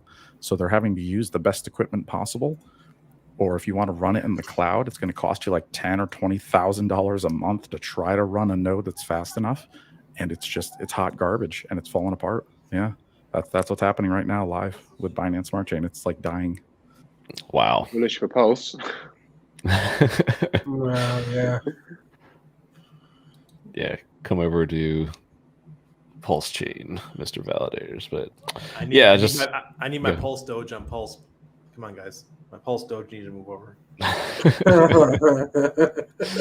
Oh boy. Yeah, ETH fees, BSC collapsing sounds good for PulseChain. A lot of it sounds good for PulseChain. Just when Pulse, I guess we're just waiting on that, but we can get into more of that. Steve, I think we have a deck here that we can get into some deeper Pulse discussion. Yeah, I think so. Harking back to last show, but yeah, I'm gonna kind of fly through the slides, so we don't spend 20 minutes of my dialogue. Of course, anybody chime in at any point, right? Yeah, that's what I was thinking. I mean, you can get to some points here, and I'm sure anybody here on the panel just jump in, and we can dissect some of this. Yeah, I did do a video on PulseChain supply. I talked about the breakdown, the sacrifice, supply breakdown, and then what I really liked is the theory around the automated market maker supply, the 2.5% that's going to be out there. That's meant, or about 2.5%. And then not going to worry about that updated price prediction because that's just me trying to get people hype. So, all right, we'll go ahead and dive in here. So I just kind of went through with the information I knew about the sacrifice breakdown. We know days through 1 through 16 was about, I'm guessing around 700 million with the stuff outside of ETH. The average volume bonus multiplier was 1.75 across the board. If you get all of them, of course, the bulk of that's at the whales and the top sacrificers. Then we got the last 3 days of the official phase, which I don't know the amounts. I don't have that tracked anywhere. The bonus rate was 1.75, and that was when we know the OA hex address sacrificed as well. The OA sacrifice was around 13 billion at the time of the sacrifice. I think like 13.2 or something like that. Again, I don't know the exact amounts. I'm kind of speculating here, but I do know that the sacrifice amount at that day was 8,800 or 8,839 pulse per dollar. And then, of course, we got the infamous late sacrifice that's been debated a lot, right? Post day 19, still going. Bonding, I think it's like over 5 cents a pulse right now. That was the other day, of almost 5 cents. And it's just getting crazy.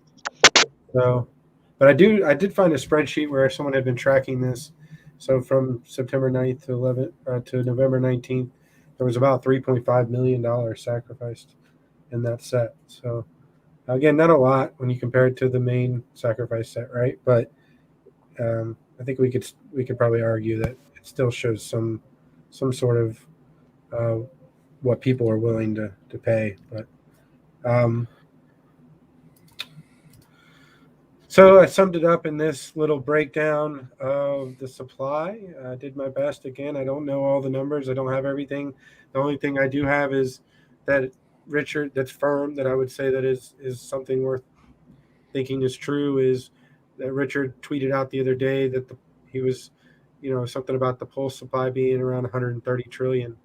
So I know I personally thought it was like 150 to 160, but 130 sounds good too. I know that number is not exact, but if you look at the calculations here, this is my guess. And my top one's actually a little bit wrong because I didn't even think about days 6 through 16 being less than the 10,000 per.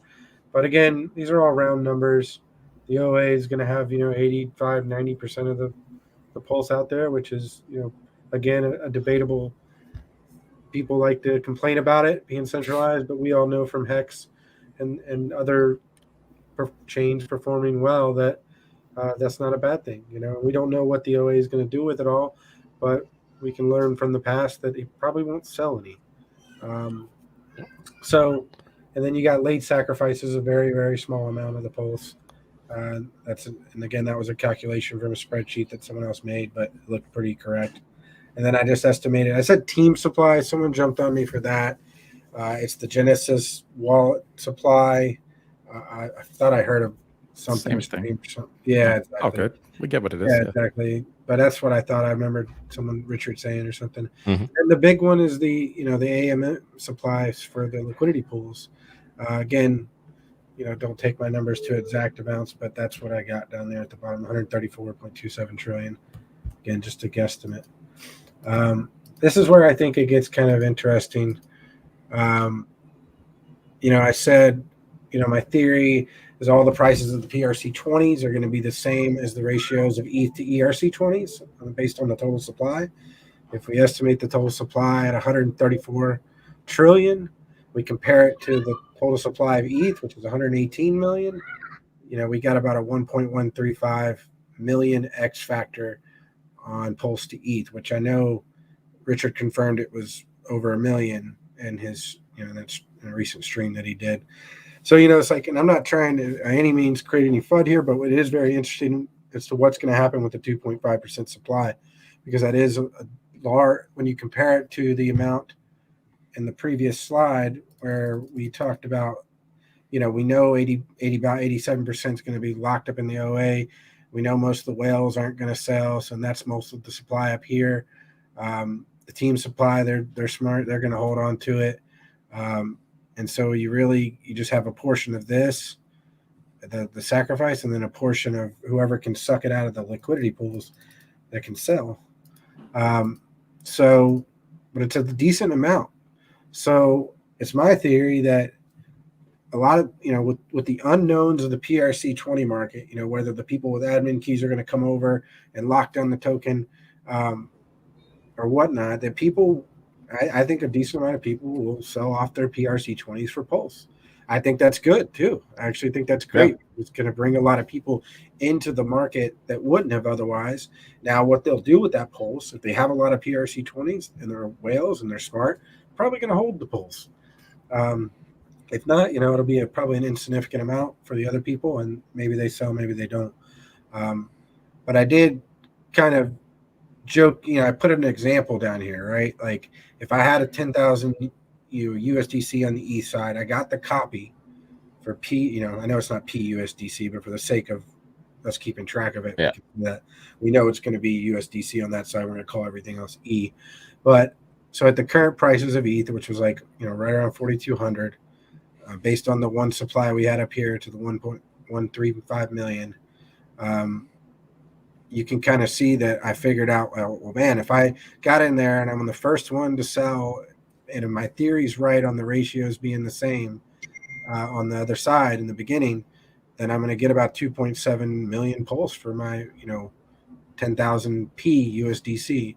And that's like a lot of people want to say, well, you got to wait for the bridge. Well, no, I'm not talking about if the bridge is there. I'm just talking about if we do pulse swap or whatever else is out there to be able to swap whatever front ends, like Uniswap front ends, because pulse swap I would think would be new liquidity pools. I don't know. I'm speculating.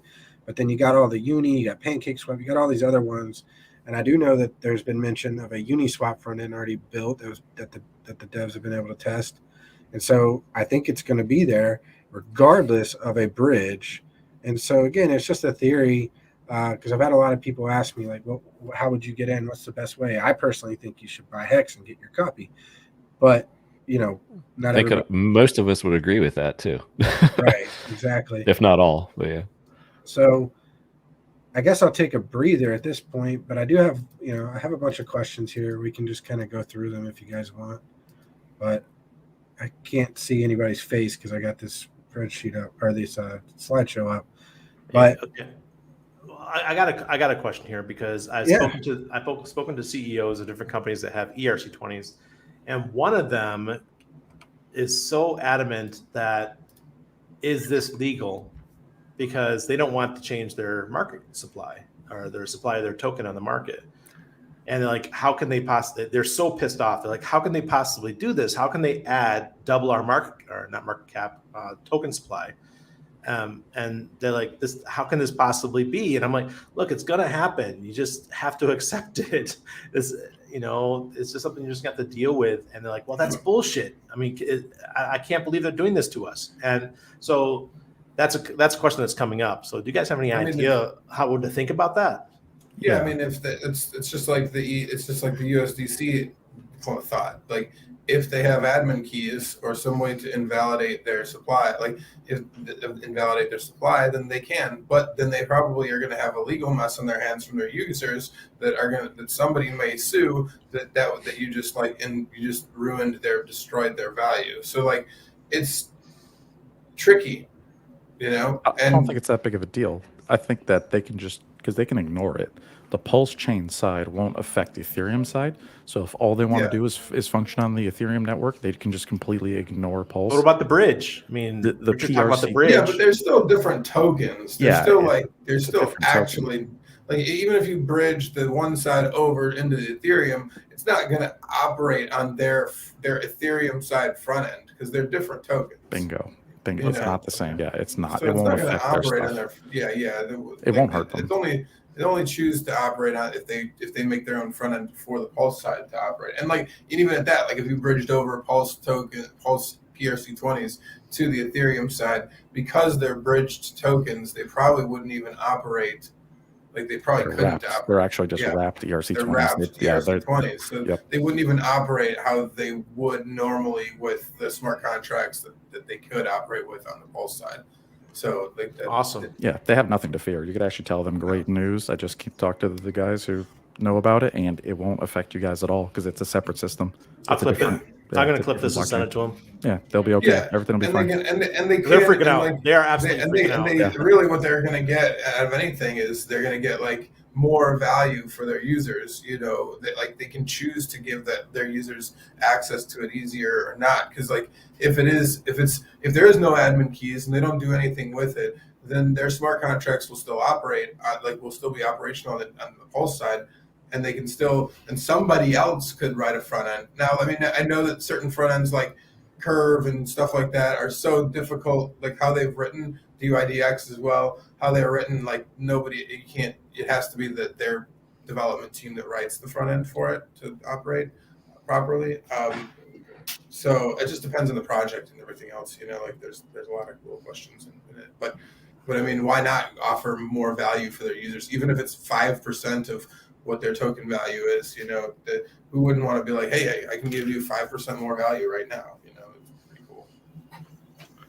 I do know, so I kind of agree with all the coins. I don't know what issues there could be. I don't know what legal ramifications. We don't know any of that, but I imagine there could be some.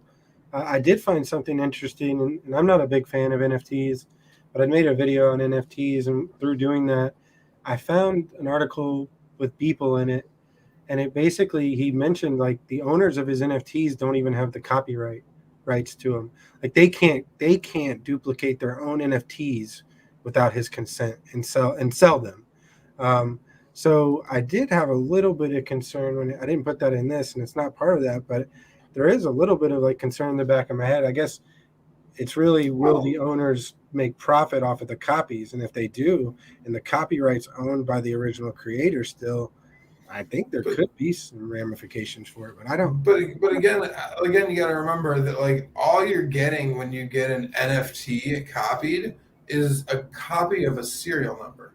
So like you're not actually getting the art. You're like that's linked up on the Ethereum side to an Ethereum serial number, and it's running off of a Google server there. So like somebody else has to, some Amazon web server, Google server, some you know, wherever David's hanging out, there has to make the link between that serial number and some whatever pretty picture. Like they're not actually linked on the blockchain, you know. So like they even .eth addresses, like from the ENS, if you had a .eth, completely useless on PulseChain.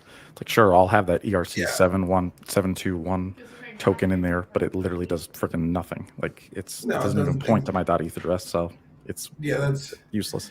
Exactly. So like then somebody else would have to come along and host those images on another server and then make the redirects all work when we go on Pulse side for the NFTs to any system. Like if Decentraland wants their shit to work on Pulse side, then they're going to have to spin up another AWS server, or maybe somehow, you know, coordinate it with the one that they have running to like probably a new one though, to redo the redirects to make sure that on Pulse side that this serial still goes to this picture, you know, that works. Because like that's the only thing that actually makes them a picture, like the work is that a redirect of a server, you know, like it's not actually a picture. If they've retooled their infrastructure to point to PulseChain instead of Ethereum, I bet that would save Decentraland.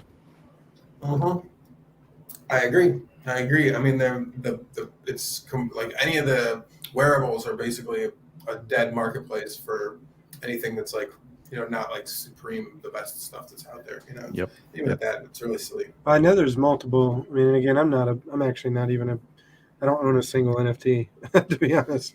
But I do know that there's multiple marketplaces. I'm actually interviewing one later tonight. One of the new ones, but yeah, I guess it just goes back to like, is there actually anything anybody can do?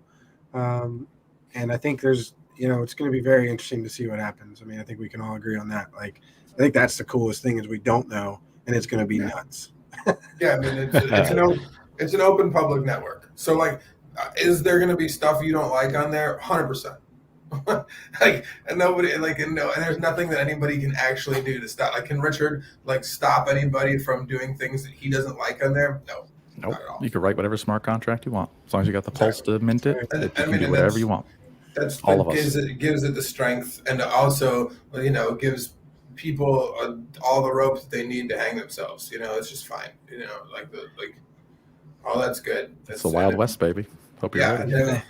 And they get to, and the more that they do dumb stuff, people will just be burning Pulse all day, and we'll be collecting those fees. Vote for me, and we'll get the fees. Yay! Vote for DFed. That's right. So I mean, that first question is probably not worth, like, I mean, it is what it is. We don't know if my prediction's right or not, or Maybe DFed knows on the inside, but he can't tell us. But so I mean, but I do think it's realistic to think that if the liquidity pools are being copied, then it's just a matter of a ratio to the supply, and that makes the most sense to me. But I got quite a bit of pushback on a few comments about that second question. So like, how much of the PRC-20 supply will be owned by central exchanges? And the reason I wrote that is because we know that a lot of people don't hold their coins in their own wallets. I mean, we know if we look at the top holders of our ERC-20 tokens, we're going to see a lot of the exchanges. And I got people were like basically saying like, nah, Richard would never do that, never give the central exchanges that supply. But I don't know. You have to. I was about to say it's a copy, right? Yeah, they get their copy. Everybody gets their copy. Even Coinbase.com, if they have ERC-20s, Gemini with the MCO2 token, it's all theirs. Yeah, they get it. And that's not a bad thing, right? Because now they have incentive to like list it. Well, we always go. We've talked about this kind of thought a little bit, and I always go back to just what has happened in the past, and I'm reminded of the Bitcoin Cash fork, and that was probably the most contentious in the community, and like, you know, more so than the ETH Classic fork, and bigger, and big so in the sense that like a lot of exchanges out the gate did not want to support Bitcoin Cash and did not want to give up those coins to their users. They weren't excited about that. Or they're like, I mean, think from a business person's like mindset. Like now they have to put extra resources and extra developers and time and money, all that shit, on recoding stuff and then making it replay protection proof, because that was, I mean, I'm not even gonna get into that, but like there's a whole other thing that had to be added on to make sure that people didn't, like, you couldn't spend the wrong coins basically, and that took time and energy and effort for billions of dollars worth of coins. And so then what were they going to get out of that by giving their users all those coins? Like fucking nothing, you know, like they're giving away all this, what was free money to the users, you know, and they weren't that thrilled by it. But there was enough outcry of people that were like, you got to do this. And the legal, like we had talked about, the potential legal ramifications of holding on to someone's what was a lot of value, and at one point in time was half of a Bitcoin, you know, of value, without giving it to them, you know. So like that was like, it got too muddy, and like in the arguments back and forth with the New York agreement and all this blah blah bullshit went on, and they, like, most of the exchanges ended up, when the fork happened, most big ones were like played ball and gave people their coins. So like it's another situation where, like, if you can't, I can understand not giving your having to support Bitcoin, you know, light diamond whatever fork, you know, that happened. Like I get that, you know, but like most other forks, like if it's a big fork like this and there's actual some substantial value there, I mean they're going to have a situation in their hands if they don't offer their users this. Yeah, because that was a big win for all of us. I made a ton of money that day. Everybody was stoked about that, you know? And like there was like a few exchanges that wanted to drag their feet on it, and people were pissed. They're like, you're fucking us, you know? And rightfully so, you know? So like, I mean, because the exchange was, you know that the exchange was holding Bitcoin, and the exchange was doing the work, was going to make sure that their coins were secure. So like they were already invested, you know?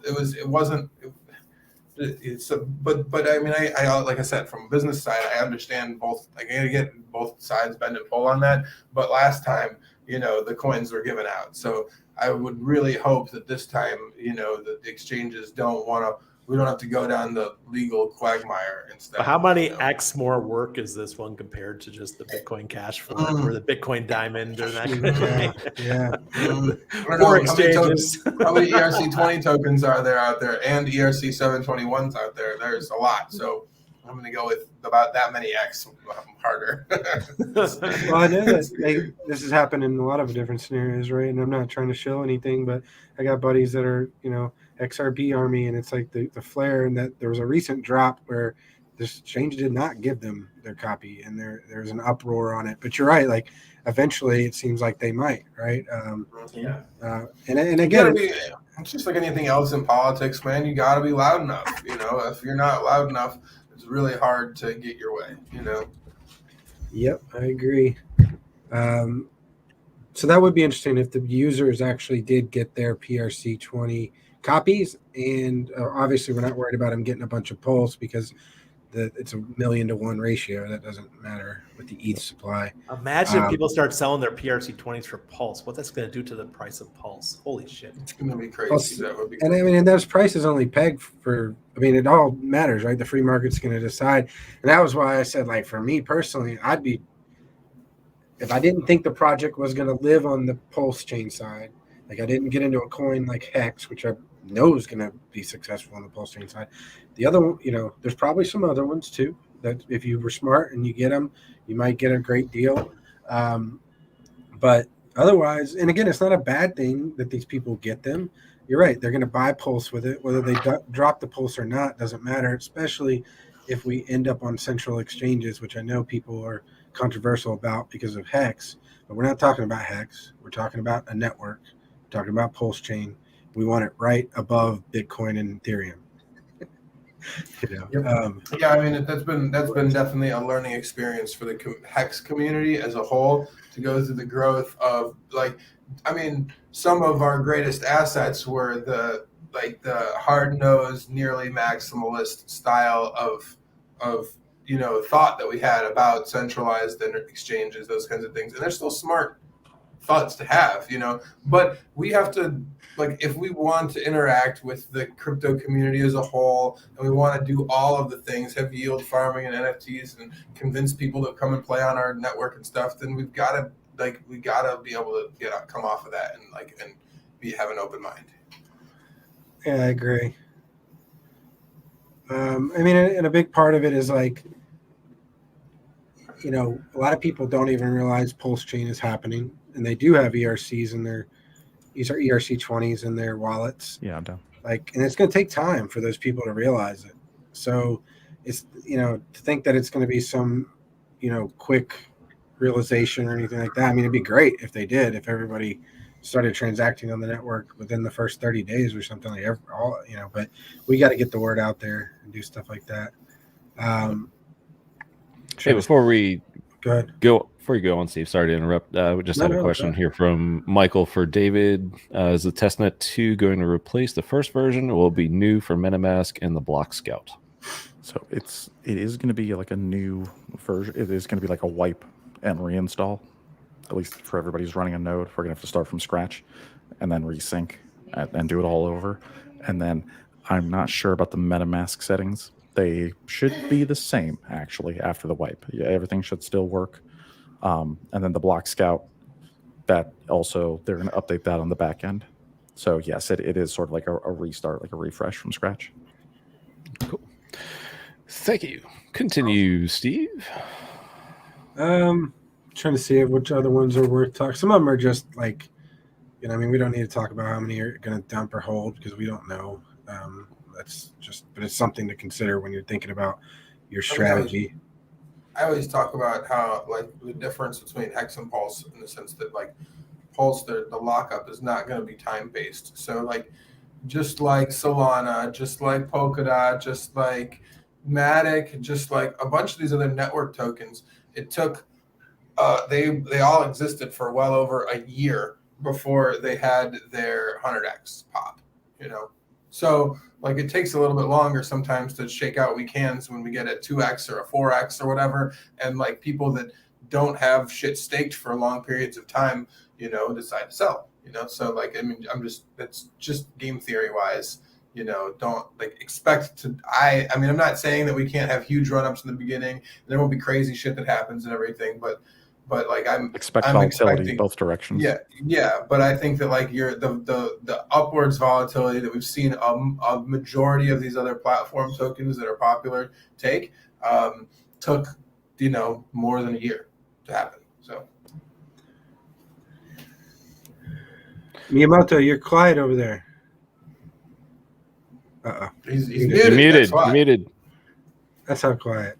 Sorry, it's been a long day, and it's getting late here. But no, I'm just sucking it all up. I'm really interested to see what's going to happen. In the first couple of days. I'm going to be sitting on my hands, obviously, and not doing anything because I don't want to lose my pulse. Obviously, I did an interview yesterday with Jesse from Liquid Loans, which I think is quite interesting and could be very bullish for the price.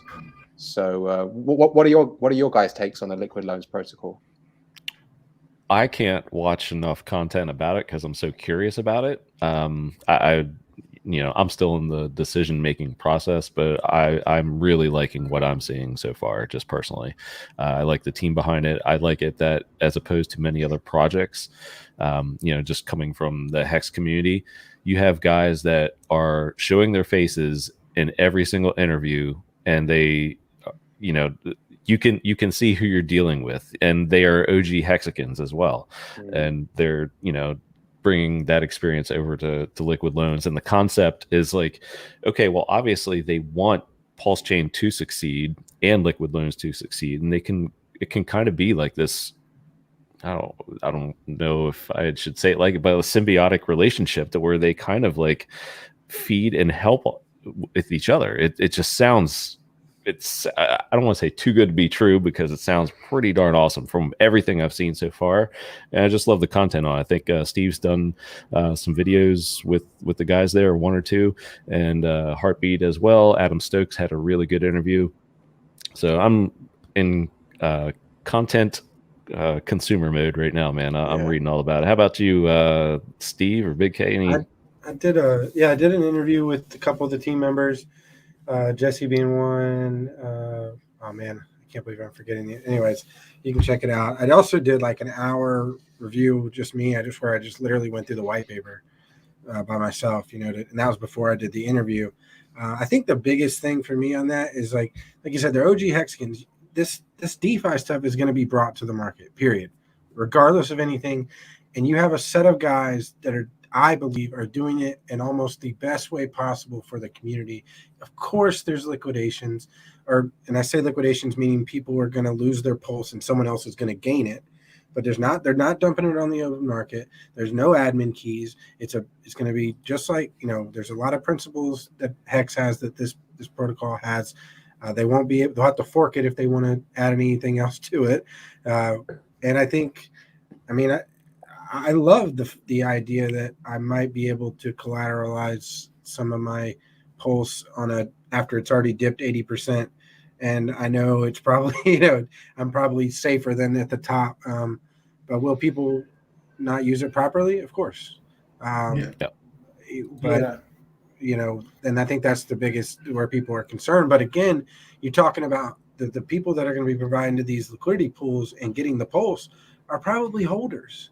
They're probably not going to just go off and sell the pulse immediately. And so I think that's better than a lot of solutions, right? And then, of course, if everybody just used it, what would happen to price? Boom, I got something to say about this one because I was a day one Aave guy. I was ETHLend. I met the marketing team when I was in Lisbon back in, I think it was 2017. And so I invested in it.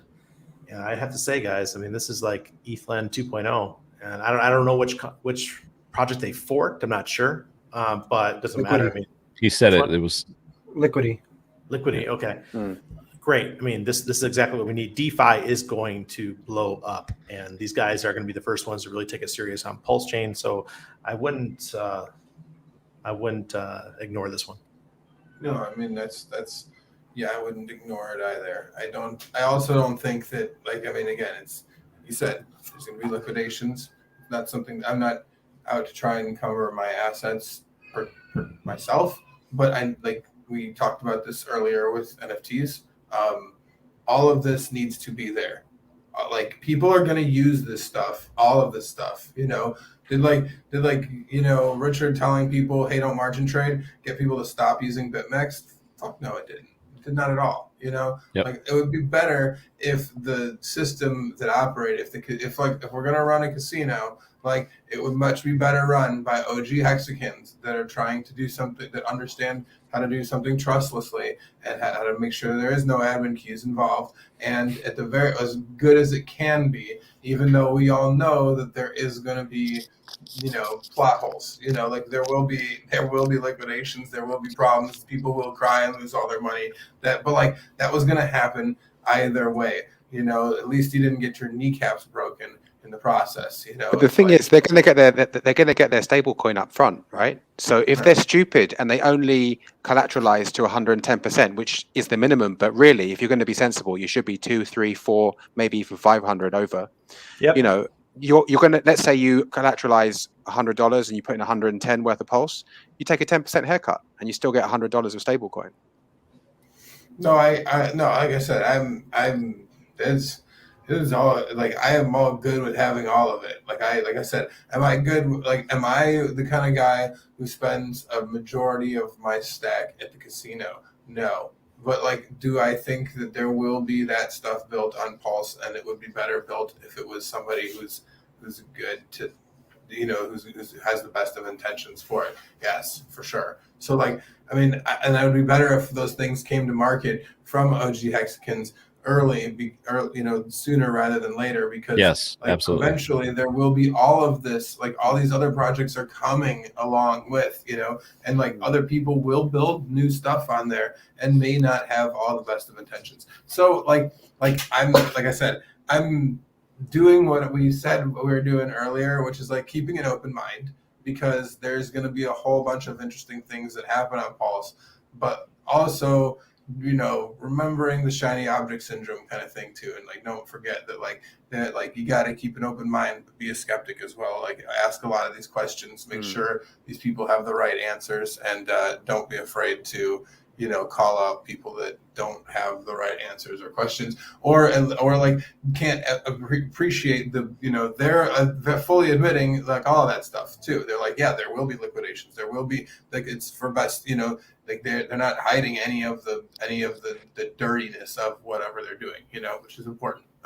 So like so far I'm cautiously optimistic, and again, for all these projects, I'm cautiously optimistic, and giving them the benefit of the doubt in the sense that like I want them to, have a little room to breathe, I like the founder. I like that the founders are out there, right? Their faces are out there. No one's hiding in the shadows. They're going on there, and they're saying, they're just answering all the questions. They're not dodging anything. So as far as I can see at the moment, like Cabana, I'm just consuming content and trying to learn as much as possible. I feel like we've built like a good, what's the word for it? Like, I wouldn't say reputation, but like, a system for how to approach new live streamers or new projects coming to the forefront. Like if you don't have people, like all of us are all faces here, for better or worse, beautiful or not, on screen here. And like that makes strip a that beard, difference. DFed. We're all dead sexy. It makes a difference. So we know it. You got it. But like and that has helped like create a template basically for what we can appreciate as a legitimate project or not. Not every one of us here, but a bunch of us were here for the Hexy stuff way back early on, and in our Hex community. And like when that happened, a lot of people learned a lot pretty early on about what questions to ask is, when a project shows up. And so like C1 working above reproach is awesome to see. I'm sure there will be others that follow a similar template. I'm excited for that. Yeah, grab those 2 to 3 100Xers per year, and you're gonna be a very happy camper. Yeah, and like think of the content for all of us, like that we're all enjoying watching or being a part of this live stream right now, and like having new teams of developers and just projects being developed in general, and with some transparency, will bring a lot of awesome content and a lot of awesome live streams, which is great for like both sides of this. Yep, I couldn't agree more. So the couple final questions here. I brought up like once the bridge is made, and the price is changing of Pulse, how much will it affect the pricing of the PRC20s? And that kind of goes to what you're, we all kind of said, David had mentioned, like there's going to be fluctuation up and down, but you think about those ratios being set and then Pulse price takes off. Only one of two things can happen. Either the ratios get, there's going to be a massive arbitrage opportunities, I think, in the very beginning, right? I think that's the best way to put it. I don't plan on trying to figure any of that out, but there are people that are going to capitalize on that issue. There's going to be, and it'll level out eventually, but I honestly think it could pull up the PRC20 value on it. Now, again, that's not going to change anything on your ratio from the PRC20 to Pulse, but when you're talking about overall value of the whole chain and everything that's on it, we're going to see some crazy stuff happen there. You think about HEX reaching parity in price between the Pulse side and the ETH side. Yes, PulseSwap will enable that hopefully. If they have a trading pair, they should average toward each other. Direct bridge, you're saying. Yeah, or you bridge over either way, and then you put them on Uniswap on either side. And if you put HEX versus HEX, PHEX versus EHEX, they should average toward the same, because otherwise it's arbitrage. Otherwise, I'll just sell some EHEX and buy some PHEX, and I'll just arb everybody out. Right. So yeah, totally. Yeah, I feel you on there. Another thing I think about, like how many of the front ends will be available and how quick will they be available in the beginning. You talk, all those liquidity pools are coming over, but there's got to be front ends to access the liquidity pools. But I know, like I said, from hearing different chats on PulseChain, Telegram, that there's already somebody's developed a Uniswap front end. Yep, and I've also heard it's confirmed working on, I think it's like a Remix. It's an Ethereum-based tool, but I've heard that people have used it for PulseChain to interact with Uniswap in the command line. So we know that at least it functions. Yeah. Right. And then finally, does PulseSwap start with any liquidity pools? And I don't know the total of that. I don't know if it's going to tap into other ones, if it's going to be completely start, fresh pools and fresh everything. No clue there. I think it's up to us, Steve. I think it's up to us whether we want to provide liquidity or not for the different PRC. Or I guess the question is PulseSwap, well, does it do like a aggregator like OX or 1inch where it can also touch Uniswap and PulseSwap? Pancake swap. Yeah, it's just like it can also go to liquidity and other smart contracts and AMMs potentially. That's a good question. Nobody knows the answer to that. Right. So, and there's more. I mean, these are the things that I oftentimes fall asleep thinking about these days as we get closer and closer to PulseChain launch and testnet version 2. It's just very exciting stuff. I can't imagine being a dev they're losing so much sleep. So let's see. We done with this slide? Anybody want to bring up anything else before I go to the final slide that I wasn't going to show, but I've already seen people call out what I wrote on there, so I might as well show it now. Oh, it might be the same thing that I took a note on. Go ahead. Oh yeah, you did. I think you did. I could be wrong, but yeah, it's you're right. Yep. Price prediction. So, I mean, this is. I'm going to warn you. This is speculation. I do not know the launch price of Pulse. Nobody does that I'm aware of. But I basically just did the simple math, right? Like, what's the supply? What's the supply of Pulse to ETH? What's the current price of ETH? Okay, well, shoot, if we launched in the, I mean, again, this is kind of assuming, and I'm going to say the dreaded M word here, but this is assuming market cap. Depends on supply, circulating supply, how it's all going to be calculated. If circulating supply is less than 10% of the token, then we only have to be, a tenth of the market cap of ETH to be this price. So anyways, and again, I'm with everybody else. Market cap is stupid. But the issue is that the paradigm shift has not happened across the entire crypto market yet. That's what HEX and Pulse is going to do, is shatter some thoughts around market cap, hopefully, and then we can stop having to educate everybody on that. But I think that something like this is possible. It's pretty high, but we're not talking about an empty chain here. And again, who really, what player out there is going to dictate the price in the beginning? It's the first person to sell, first person to buy, whatever. You can have 1 billion of a token and sell it for $1 and have 1 billion market cap, right? And then of course the free market takes over, and we're going to see what everybody does. But that's a 36.8x from the 10,000 pulse for $1, and then on the average sacrifice rate, which was 4 zeros, 4.5, it's about a 68x.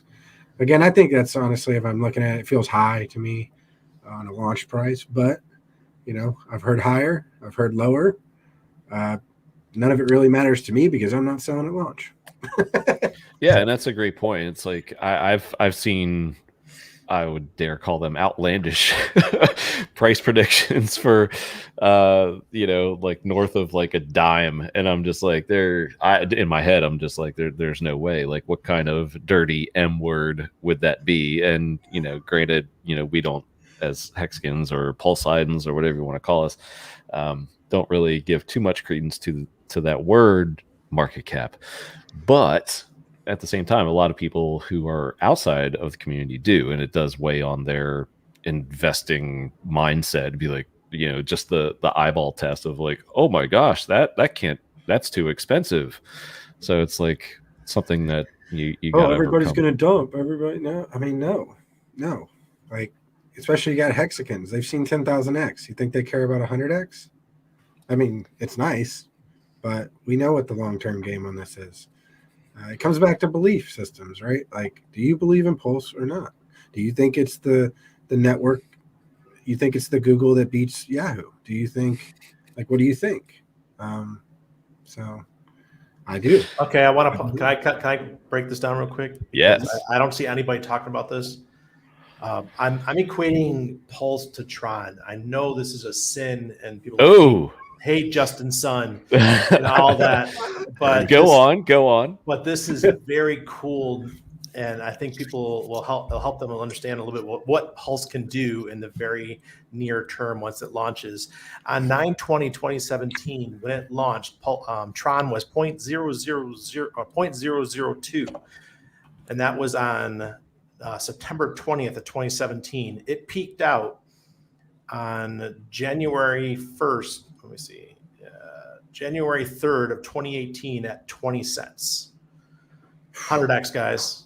100x in a month and a half.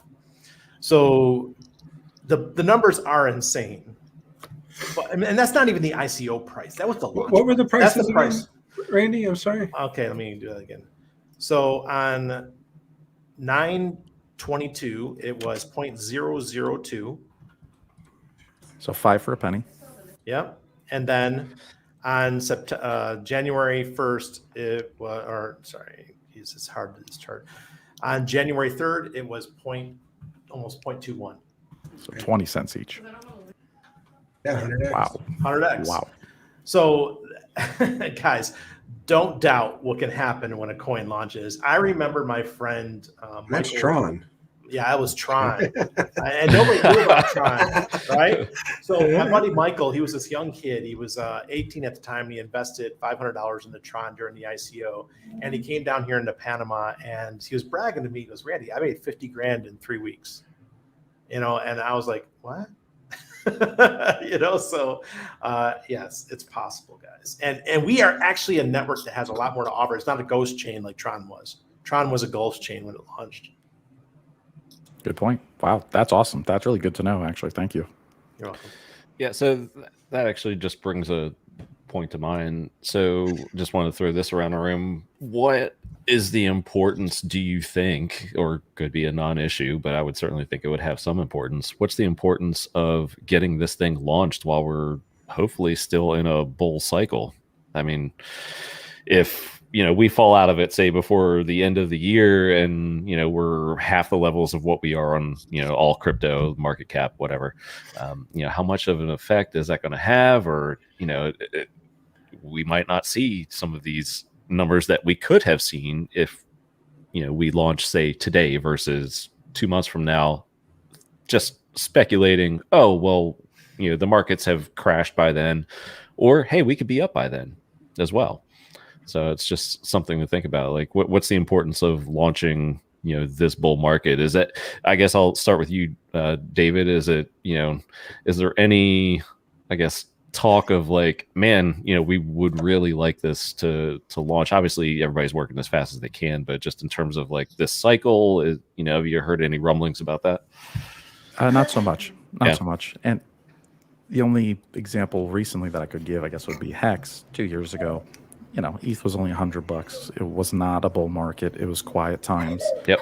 And, HEX launched, pumped a little, and then had the dip, and then off we went. So I for a new coin, I really don't think bull or bear market overall really has that big of a deal, to be honest with you. I think it's really based on who knows about it up front. Yeah. And as long as it's not like just an outright market panic or anything like that. I mean, you can have dips and whatnot. So I think that's totally fine too. But I mean, I like what Dan Best says here, that Richard always likes he liked the way EOS launched in a bear market and still did like a 40x in a bear market, so yep. He talks about it regularly, that like it's really about, things can pump in a bear market just fine. It's really just about who's buying and how, like, and what kind of supply they could buy off of, there was a lot of excitement and hype around that project. I remember it, pretty clearly. So yeah, Do you think centralized exchanges are going to pick it up quicker? Or, obviously, or do you think it's going to be adopted quicker? Obviously, HEX is only on one centralized exchange. So do you think Pulse is going to be adopted quicker, being a blockchain? HEX is on a bunch of different centralized exchanges, but they're all just like small. They're all they're just little ones. There's not. I don't think so. I think Pulse will be gatekept for quite some time as well. Personally, expect it. I don't know. I think that we'll see. I don't think so. I think that I hope I'm wrong. I hope you're right. I have to be bearish on that, but I don't want to be. But I don't think so. I think that more exchanges are going to be interested. It's a network token that offers this value to people on with their copied coins. There's going to be a lot of things to it that it's going to be hard for them to hide it. The biggest airdrop hide ever. it. Yeah, it's going to be hard to be hidden for. I'm not saying that they can't hide that fact for a little while, but because everyone's ERC-20s are just sitting there waiting for basically ever. Yeah, it's a lot more than just one coin. Yeah, it's a little easier to market too in that regard than because I don't know. I'm a soft sell kind of guy. I'm not the guy who's get your T-shares now, man. They're only going up, man. It's only tomorrow, man. Get higher, bro. It's like 8 HEX higher today, dog. That's not me. So the first year of HEX, where it's where it was claim your Bitcoin, you're losing X amount every single day, it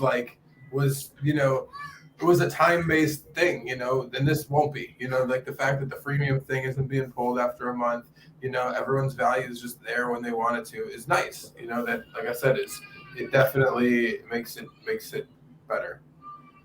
The long sell is easy. What you got there, Cabana? My wine has a costume now. So. Nice. That's awesome. Very festive. Yeah, I think when you talk about bull bear market, I think it really comes down to Hart's law, right? Where's the liquidity? That's what's going to matter when the rest of the market dumps. If we can, if we do the same thing that was done with HEX, where the main part of the liquidity is in USDC or some sort of stable coin, then that's probably going to dictate it. But I don't think that's quite I don't know that it's possible, especially with mass adoption. Like I said, if it does go centralized exchanges in the first, as I do think it would follow the market much more closely than HEX does, and I don't know. If I knew that the bull market was going to continue and go another 9 months, launch as quick as possible. If I knew the bear market was going to hit if I knew it was already over, 100%, and knew that we were in the bear market, double top, as Richard said on one of his streams jokingly or whatever, not jokingly.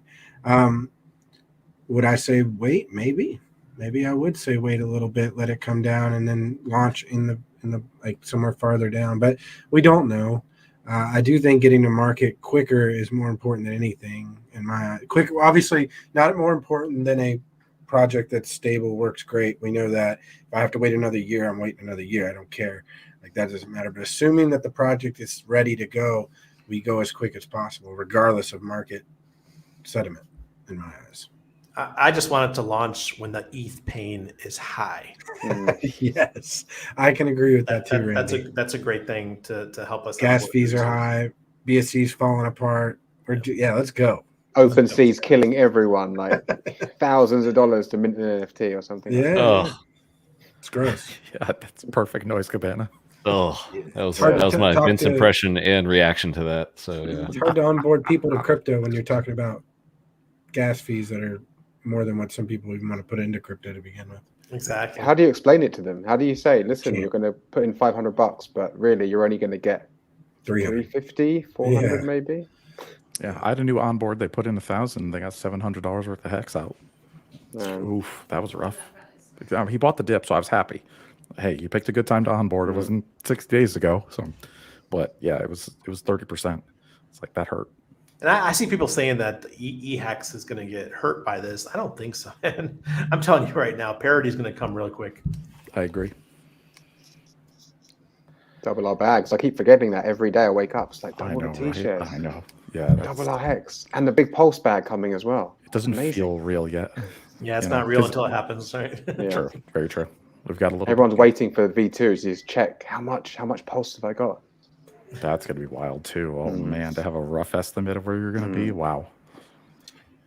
Hey, Yeah, no, I non- agree. Okay.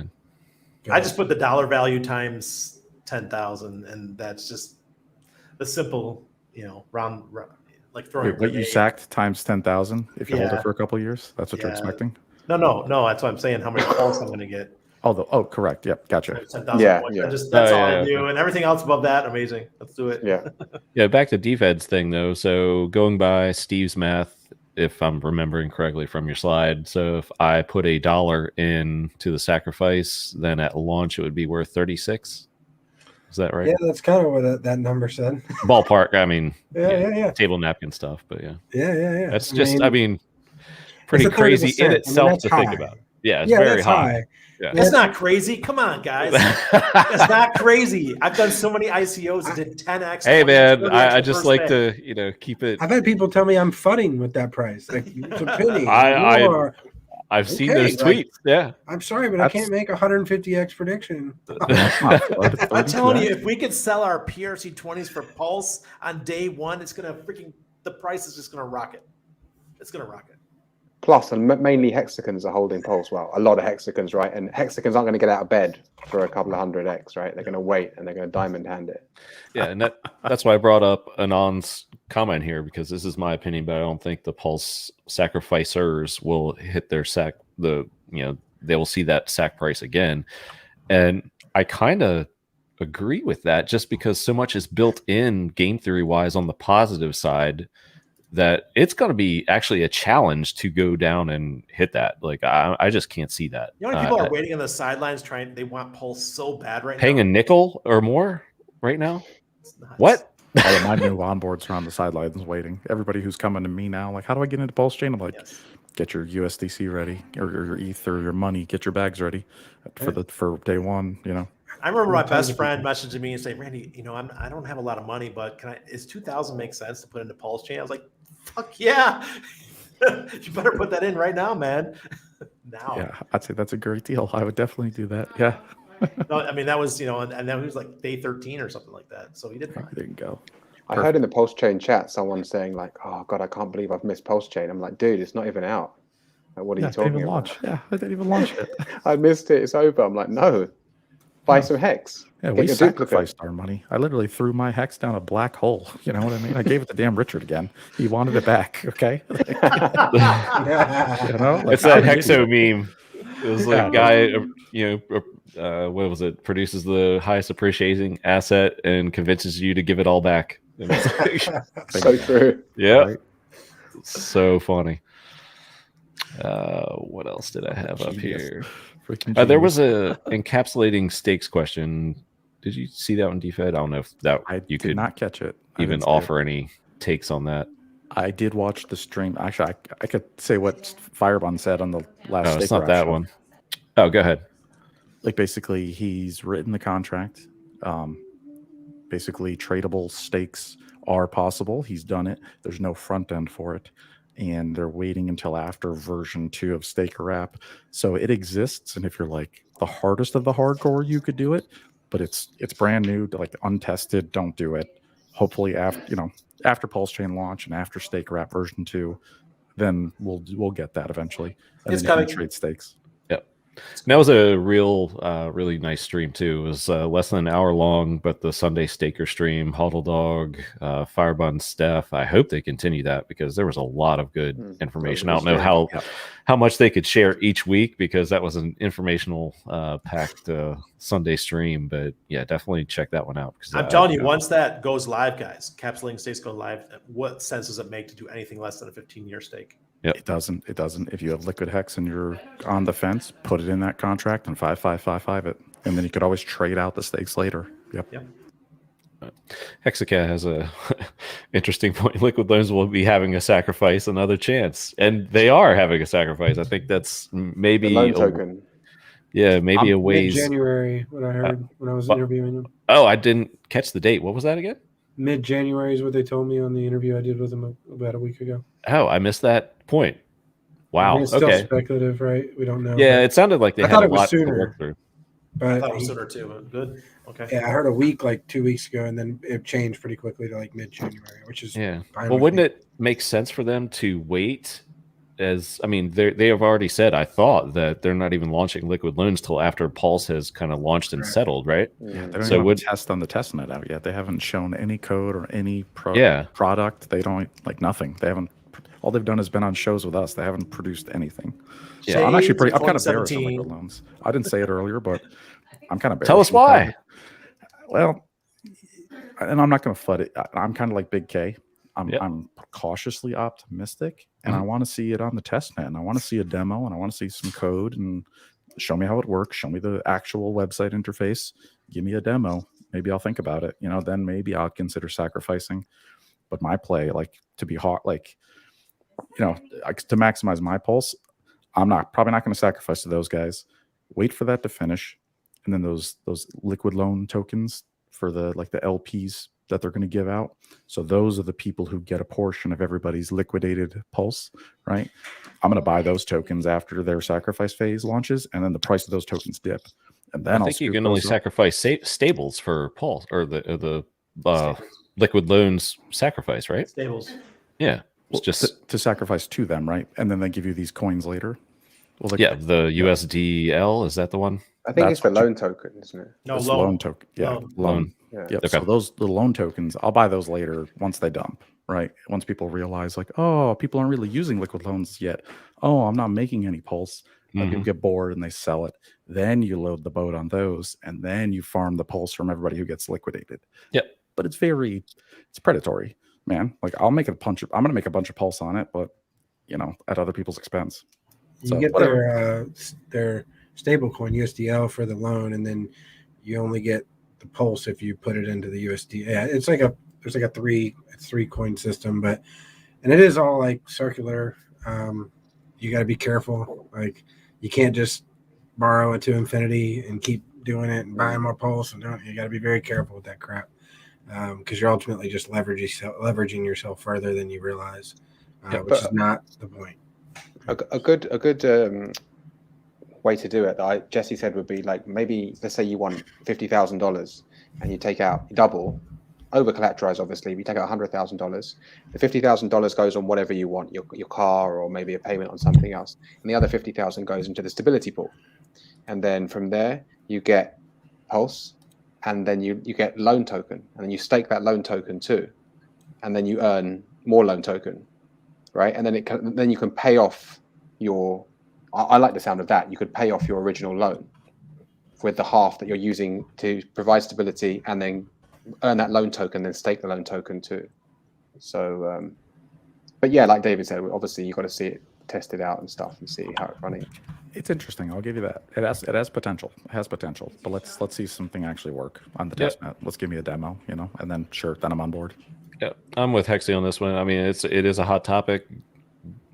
Dabble, not like, don't go overboard, but yeah, overall more bullish on Hex and Pulse because probably we're all more familiar with it right now. And like DFed said, we haven't seen anything yet. We know they forked. We know they forked a successful project. Yes, this is correct. And I'm kind of upset myself, Steve. I missed that January date there. So I don't know that it's even been put out. I asked them on my stream, and they told me that. And then, wouldn't it make more sense if they already launch, right? That's what I'm saying. Like for the sacrifice, right? Yeah. Like why not? If you've already said the sac Pulse, send me Pulse for sacrifice. That's exactly right. Well, that's what I do. But I mean, if your user base is a lot of them will be hexagons and they're getting a lot of copies, there's a lot of copying going on. Why wouldn't you delay the sacrifice till after the fork, and then a large portion of your potential audience would have a lot more coins to potentially sacrifice? I don't know. Just spitballing here, but maybe your sacrifice would go better. I don't know. I'm puzzled as to why it would be before, if they've already said they're not launching the actual product or project until at least a month after Pulse has time to settle. Like, why not have Pulse launch and then do the sacrifice and then launch after that? I don't know. That's why they're saying January now. Who knows? Yeah, but I mean, as we know, there's a lot of work that goes into these sacrifice stages and the math, and I'm sure it's not nearly as much as PulseChain, but there's probably a ton of work that would have to be done in a short amount of time there too. So, hey guys, I just want to say something about what's going on with HEX right now. It's looking pretty good. I'm looking at the Aurochs indicators here, and we're still green on the hourly, and we're moving on up. We've had the Cabana pump, and we're almost to 19.5 cents. RSI is just about to hit 60, and we've just gone positive on the MACD on the hourly. So we could have a nice pump tonight. Just saying. Just to let you guys know. Go, go, go. And we're getting further away from the 1-year anniversary of Big Payday. And this month already coming in, we knew had so many end stakes, coming due. A lot of the accounts that I've been watching have been, throwing away 2 million blocks, 3 million blocks. The one, I always joke that it's Gunther's favorite account because he gets angry at it in the HEX trading chat. I think that one's down to like 5 million from like tens of millions of HEX. So that one's about gone. And there's a couple other ones. There's one or two, I believe, tomorrow, and for the next 3 weeks after that, has 7.5 million HEX coming due, and just about every time they end stake, dump the entire lot within an hour, I believe. But can we remember, guys? Come on. Yeah. Let's remember, it used to be 500 million per day. Yeah, is what we were getting out of the auction. Yep. So come on, this is like peanuts. Yep. That's what I was talking about earlier. It's getting soaked up by a lot of different accounts. Getting diversified. Yep. There's 2 to 3 times more purchases every day than sells. And that is going to strengthen the system over time, I believe. So, and honestly, it takes a lot shorter of a time to go through these little cycles than any other coin I've ever seen. Yes. So it's like we get, I don't know. That's my opinion on it. That's what I've seen. I'd rather have 3 months of bear than 3 years. 90 days up, 90 days down. Yeah. Building a staircase for years and years and years. Yeah, I'll take it. And of course, it should take, and I don't know, it probably will take a little longer to do another 10,000 X than it did the first one. But to believe that that's not possible is just incorrect. So, yeah, there are some big ones in early December as well. I think we're almost through a lot of these big ones, but yeah, we still have some more to go. And like Randy said, 500 million tokens a day we were seeing there for a year. So, I mean, there's so many more people in the system and eyeballs on it now that it's like, okay, you know, we know the accounts that are, you know, bad actors towards the price. And I see some of these guys and like this one guy was dumping 2 million every 10 minutes earlier this week. And we were just like, okay, here he's got 6 million left. And then he starts staking it out for like 2 years. And he did what was really confusing. He did 2 million stakes for the exact same length. So it's like you just doubled your ETH fees, whatever, who knows what they're going to be, but you did the exact same stake for the exact same time. What? Maybe they were drinking some Kentucky bourbon. Don't drink and steak. There's some of that old English furniture polish that Miyamoto there has in the bottle. Yeah. Oh, I used to drink and steak back in the early days, and you look at the steak, you're like, why? What did I do this? What, 1,000 hex? What the hell? Why is this here? Well, gas fees are like 2 pennies. Then it was like, oh, we'll be fine. True. Just gonna try this out, throw it out for 5 years. Yeah, look at my stakes. I was the fucking Jackson Pollock of HEX, man. I just like threw stuff out there at the wall and hope it's the Jackson Pollock of HEX. Yeah, we could all look at some wallets of app HEX and just be like, "What are you? Were you?" I have thinking? some years. I have like 2-year period where there's nothing coming out. I'm like, what was I doing? Yeah, weird gap. Yeah, I got a couple doubles where it's like, oops, I miscalculated that. Yeah, I've done it. Yeah. I heard Hot Dog talking and saying like, oh, I just wanted to make it look pretty, but now I'm regretting it because I've got all these stakes and the gas fees are just Bro, have you seen his? He had stakes every goddamn day for years, dude. It was forever. Like, oh my god. Poor guy spent so much in ETH fees, it's insane. I think DCC is the same way. Dollar cost crypto, he had something similar. Dailies, man, oof, brutal. Because it was a penny back then to make a stake. We didn't care, you know. It was a click. You know, who cared? Ace. And it was fairly fast. Yeah. Yeah, it was. The PulseChain will be like ETH used to be. It's gonna be glorious. I can't wait. Ace did a 1-year unstake last night for 370. That's not terrible. I was gonna say I've seen worse. Yeah, that's not paid bad. 500 last week or 2 weeks. Yeah, I'd take that. Under $500 is a bargain. I'd say 500 is an average. Under $500 is a bargain. Jeez, Steve's like, oh my gosh. Oh, it's terrible. I'm not that early into HEX. It's crazy how your mind reframes stuff, right? Yes. Yeah. Yeah, we got a stake coming out. It's $100,000, and you just got to spend 500 to take it out. Then it doesn't hurt as much. Yeah, it's true. Yeah, absolutely. What else did I have? Oh, just had a note here, just a funny one for DFed before we close out. So had it in the chat long ago, but I just wrote a note down. I think you're going to tell me the same answer that when I ask you this question every stream that you're on, Dave. Are we still Q1 in your mind for a PulseChain launch?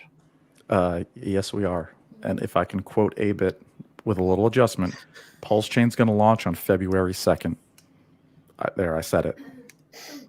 All right.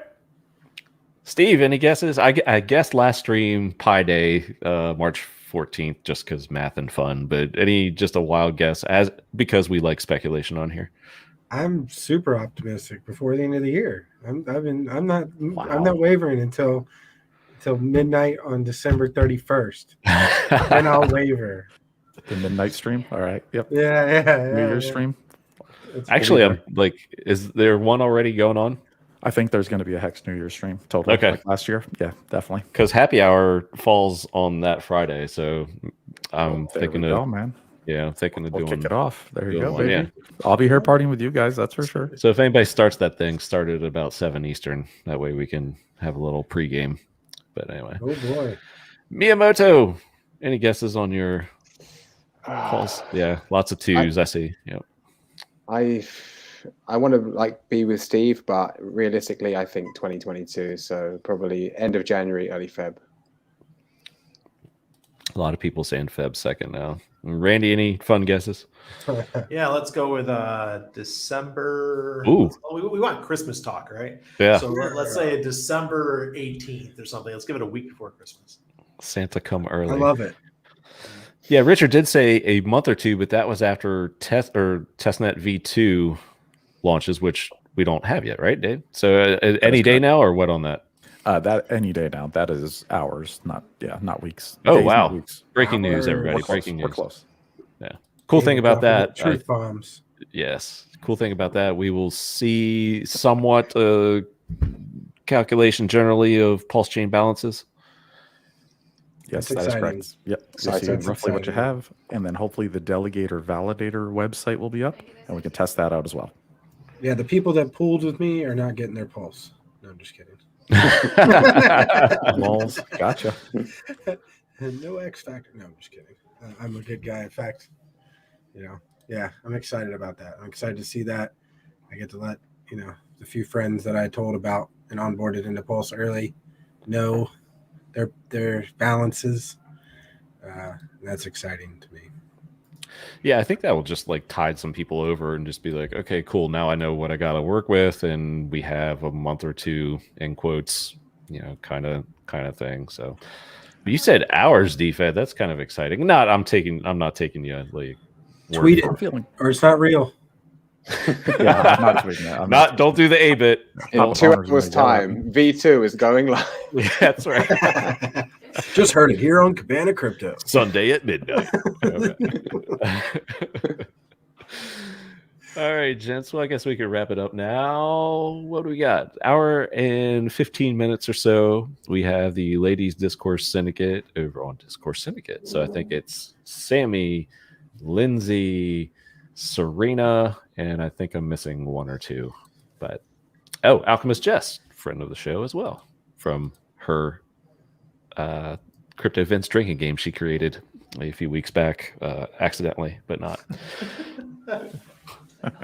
Anytime Vince talks, drink. But that's the rule. Yeah, I'm too sober, man. I'm thirsty.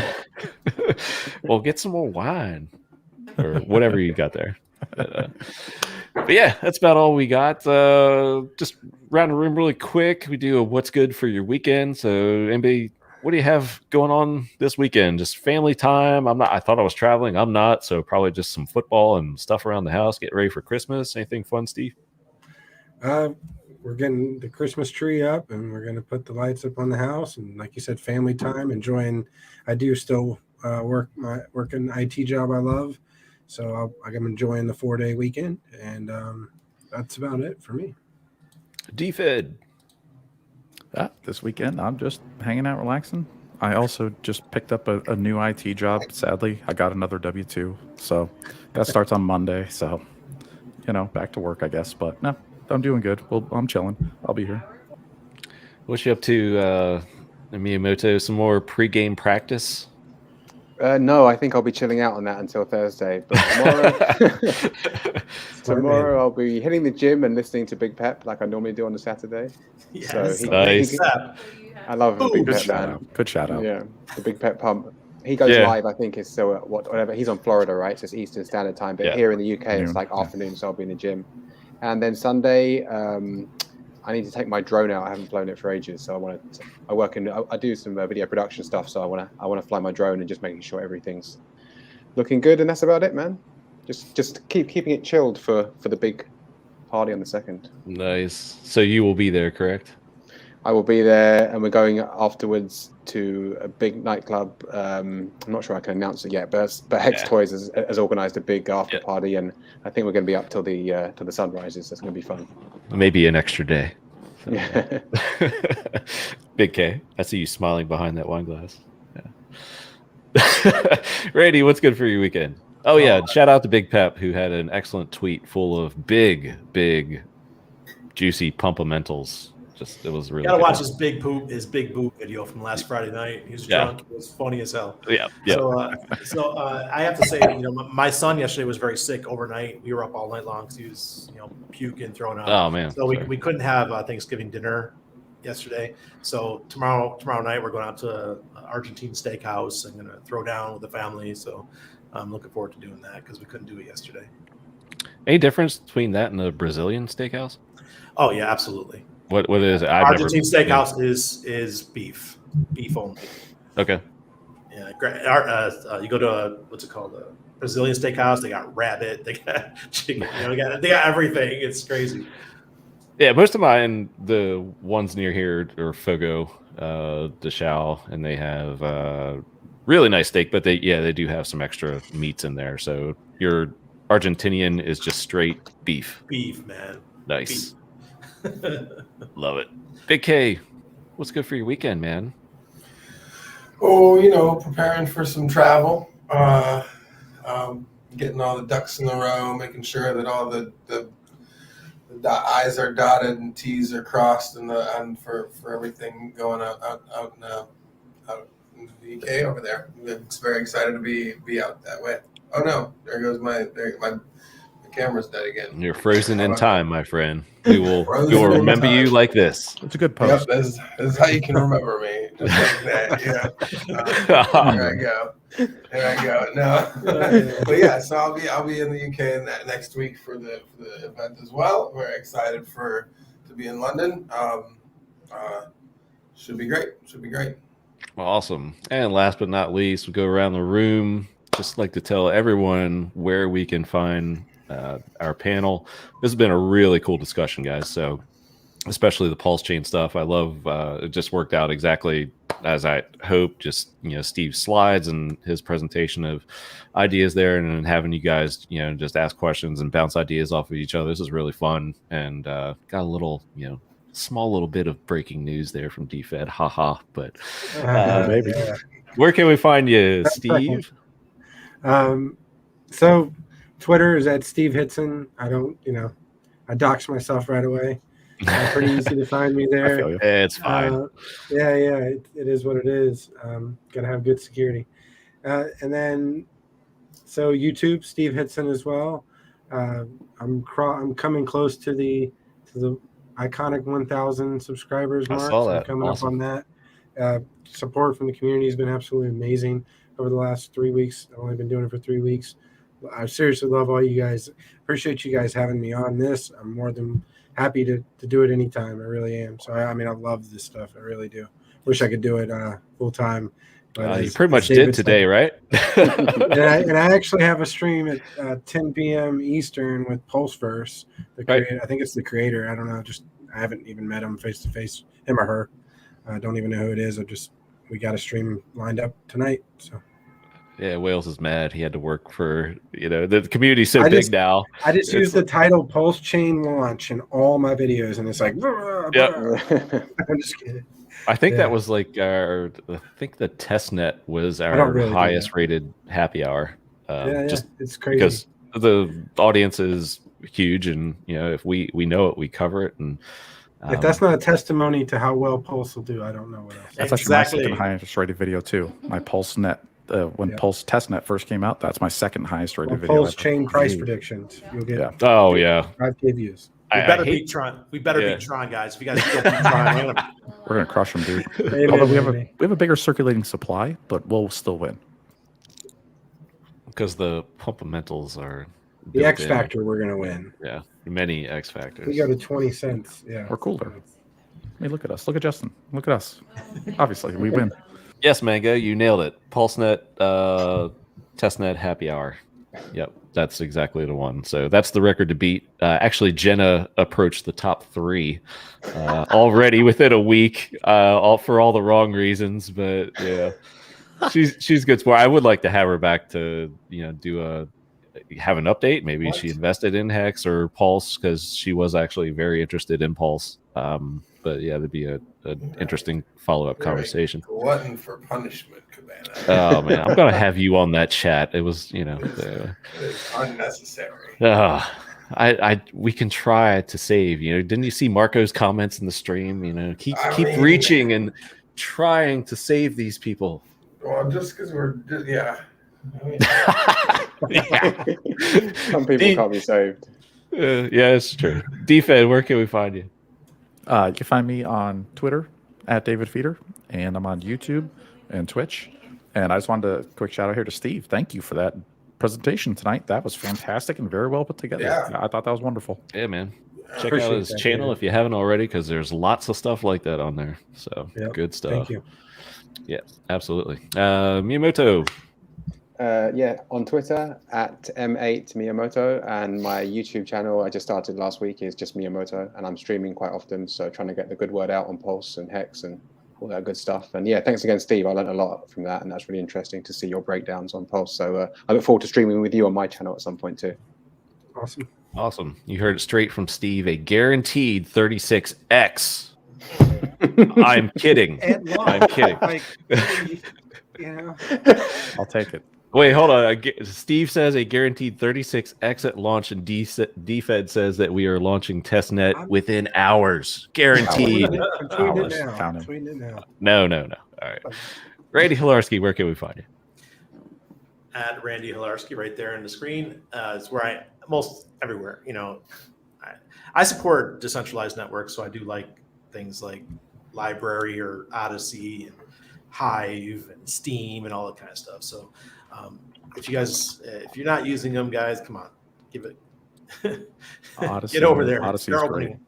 Odyssey's amazing. Yep, I love Odyssey. It's like decentralized YouTube. Yep, it's fantastic. And don't worry about too much about the coin right now. When it catches on, the coin will also catch on. Nice. Big K, are you there? I am indeed here. Where can we find you? Where can you find me? You can find me. I know in a certain Obviously, country next week, but where else can we find you? Obviously not on my camera. Maybe my camera now. Oh, there I am. You can find me at Big Kurkowski on Twitter, at Big Kurkowski on Telegram. You can find me at the HEX 731 gathering next week in Thursday. That'll be awesome. You might be able to find me at the after party afterwards too, as well. Maybe. I don't know. It doesn't seem like your kind of thing. For a time. And then here. I also every other Thursday we do the Steak and Bake, which I don't know if I'll be able to make it because that'll be the event will be during the Steak and Bake. So probably not gonna make the Steak and Bake. We'll see if I'm on in here next Friday as well. We'll see how I do. I have a function at that time as well. Their Wi-Fi on the wrong side of the road, so I'm not sure if my laptop's going to work or not. Yeah, but we'll see what we can do. And then other than that, maybe one day Bingo Earth when PulseChain comes out. Bring it back. I used to be there, man. That was fun. Oh man, those were the days. Yeah. We'll see once that's out. I got a kick out of it. It was fun. It was bingo on the phone. We all sat at home and you play on your phone along with the stream that Big K's on. It was great. I loved it. It was awesome. I think we have my favorite is I have somebody who won a Bingo Earth for $10 and staked it out for like 5 years and did a pretty good ladder. And she's got, I mean, it's worth like almost 70 grand or something like that now. So. Wow. Yeah. Baller. Pretty cool. Thank you, Big K. Hey, I just wanted to pull up this comment. So nobody take me seriously, literally, whatever. So do not do this. I will try to put in 3K at launch for short-term 36x profit. I hope you're joking because you're not getting that. Yeah, the 36x was from sacrifice price. The sacrifice set. Maybe he's not a native speaker and he just took you at face value. Okay. Yeah. So you missed some zeros too. Yes. Yeah, go back and review that part of the stream where we talk about sacrifice and if I put in $1, not financial advice, but in a general discussion, if you put in $1 with the calculations that Steve had, it could be less. This is going to come back to bite me. That's right, 36. Could be way less than that, much less. It could be 1 for 1. A 3x. It could That's be a right. 300x. Or if you see some of the comments in chat, it could be 250. Doubt it, but yeah. Yes, Bristology, match the 3K. Nice. Thanks, Briss. All right, gents and chat, thank you very much. Like I said, I don't know yet about next week's happy hour. Just because there's so much going on. We have half of our panel that will be in England. I have another function, but we'll see how scheduling works out. Maybe we'll come up with something, but if not, definitely 2 weeks. But I'll be around. Well, maybe Randy and I will just have a show together. We'll just do a free form Friday and bring in. Don't challenge me to another happy hour. All right. Well, we'll do that. Yes. We'll bring in people just to yell at you for your price predictions and roast me. Yell at DFed for Testnet not having launched yet. Yeah. February 2nd. Count them. I'll be there. Next Friday it'll be DFed. You said Testnet was going to launch over the weekend. So, yeah. Whoops. Sorry, my watch is broken. My Rolex doesn't really count time too well. All right, gents, we will get out of here. Thank you, chat, so much. All the comments, another great participation. It was a holiday show. I had no idea we get that many viewers, so you guys are awesome. You Hexicans love your content. Tune in to Discord Syndicate Ladies stream a little over an hour, and we'll see you soon. Cheers, everybody. Cheers.